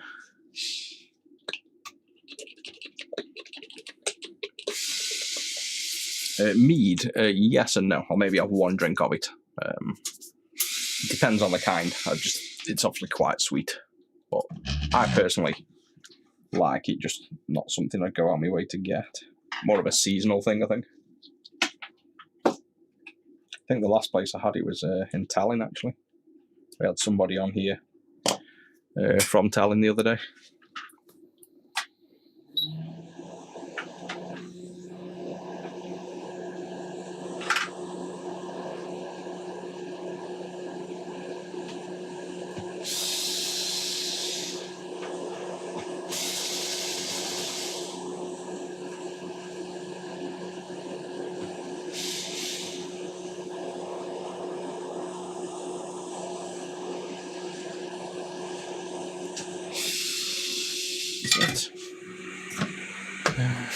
Just wanted to reflow that. It looked a little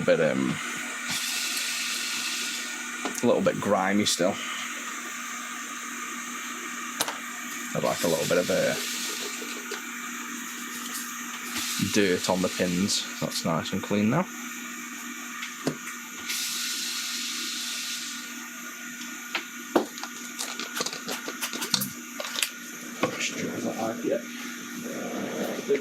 Yeah.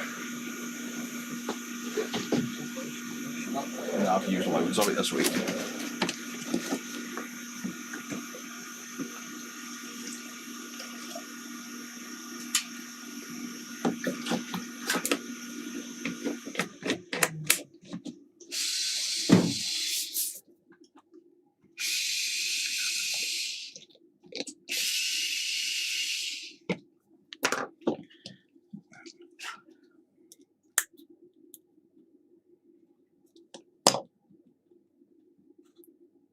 CPU.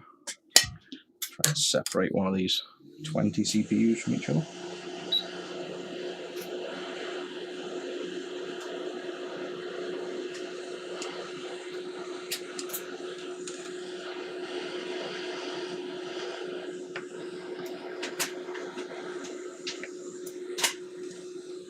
That one will do. The other two are stuck together with flux. Let's make sure we get this on the right way.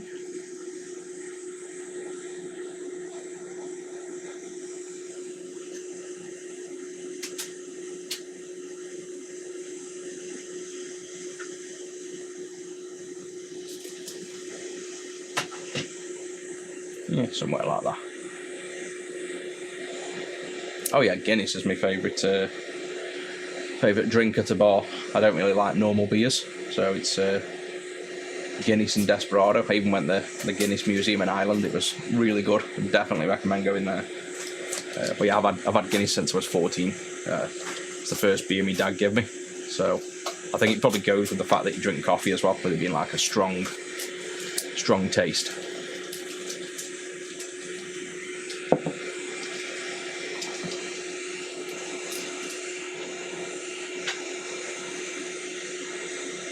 And then I've just got into Buzzballs, mainly because of a guy on TikTok, that Sips guy. That's got millions of followers now.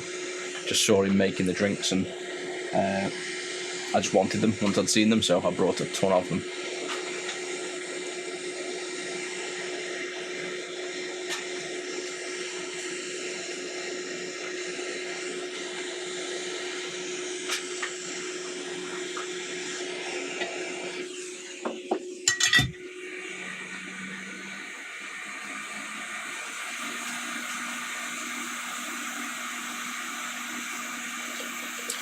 Yeah, have you ever had the, it's called Guinness Red. It's like a darker roast. I found that thicker and nicer, but I haven't seen it in years.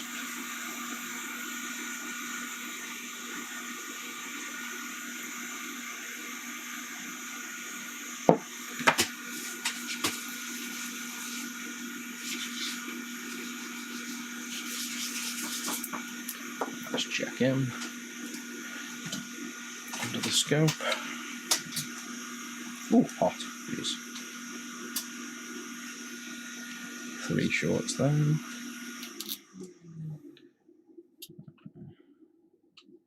That's it, so just 3 little shorts on. I'll zoom in again unless it already is. Oh no, it already is fully zoomed. Just 3 little shorts on these pins here. Bottom 3.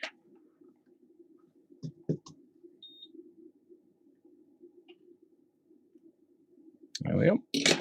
So them gone. Doesn't seem quite in focus to me.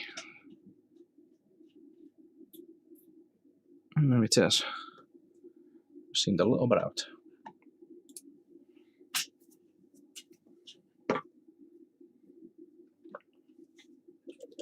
Ah, yeah, definitely you won't get Guinness Red in the States then. It was hard enough to find over here. How would you have it though? Would you have it in the can with the little ball in, or would you have it on draft? Or because it definitely makes a difference in the thickness of it. Like if it's watery, it's normally if you're having, you know, a can with I can't think what they call it, the little popper thing that puts the fizz in. And with Guinness, you need it cold. So I used to have a bar outside with Guinness in. And obviously you've got to get your mix of gases right. But you also need, the temperature makes a huge difference when you're pulling the Guinness as to whether it's going to be thick or not. It's definitely an art.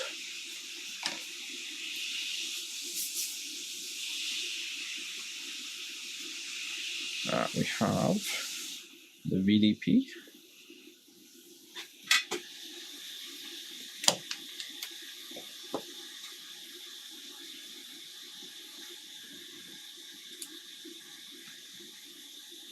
So this one's behaved for the last few. We've had 2 in a row working, I think.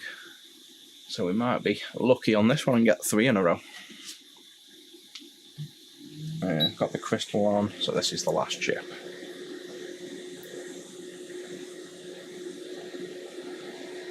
You want to try a peanut IPA as well.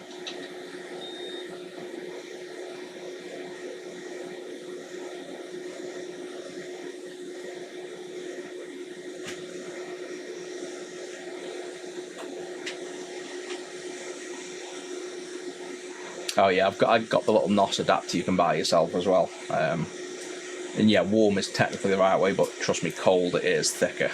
So I tend to have it chilled pretty much.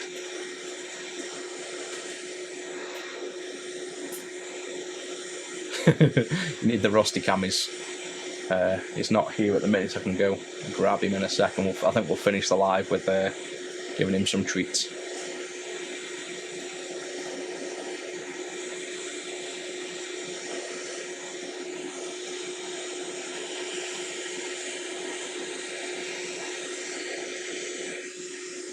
Got a little slant on there actually.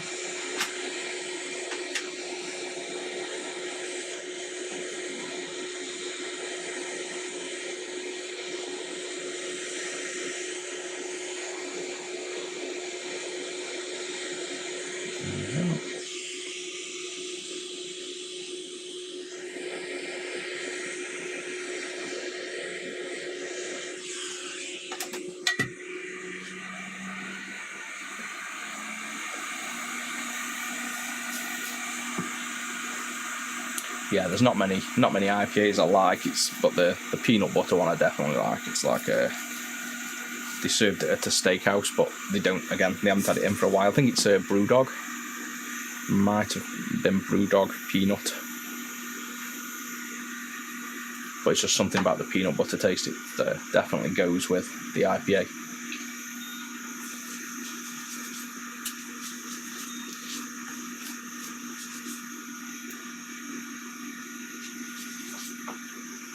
Yeah, it's looking okay, I think, there. Yeah, looks good. Let's check out, again, just a quick visual.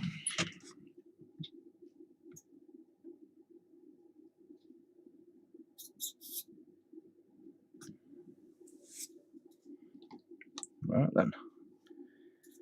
We'll put the connectors and wires on after. Let's just see if this works. And if not, maybe we'll check that crystal.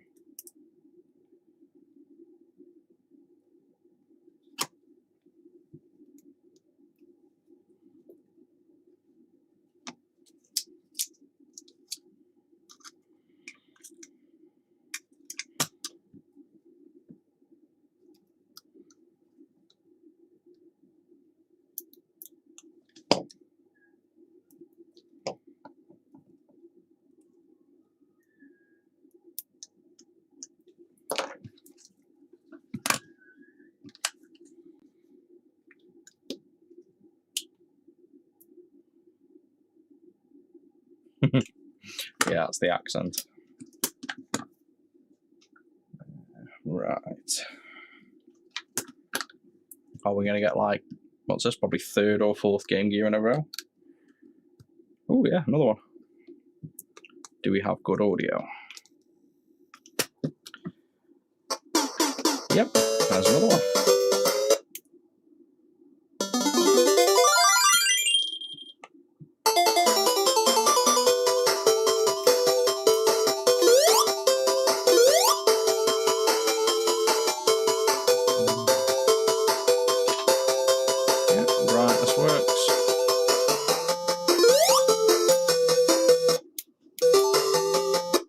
Yeah, that's all good. That's another 2 built.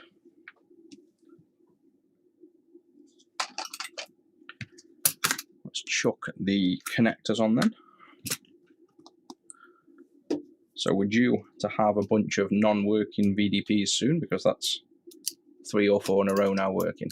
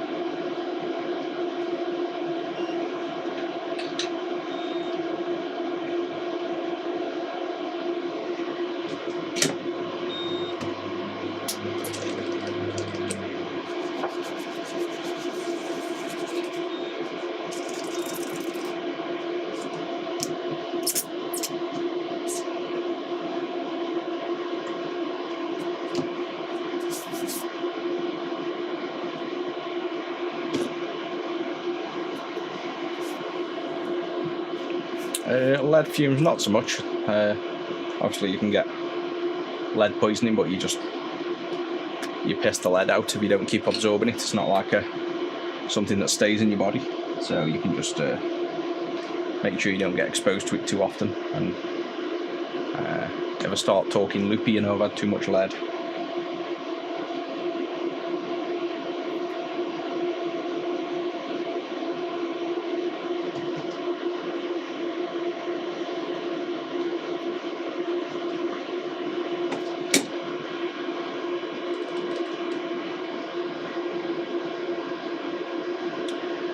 Original consoles become obsolete.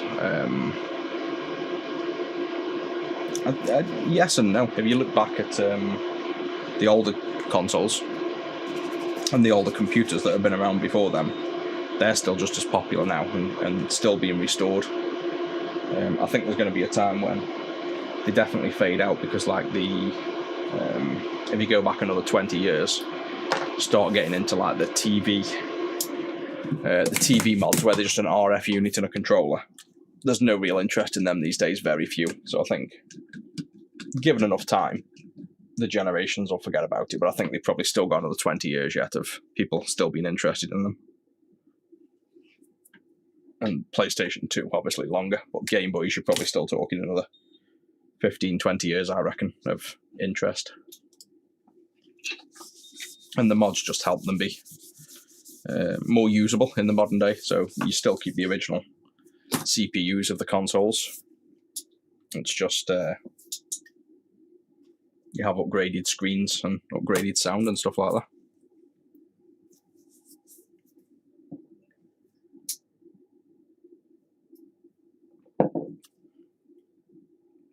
Right, I think that's it for this one anyway. I'm going to crack on with some other work. I'll make sure Rusty's around for the next one. And I'll probably catch you tomorrow afternoon, I reckon now. So thanks everybody for joining in, and I'll see you again in a day or so.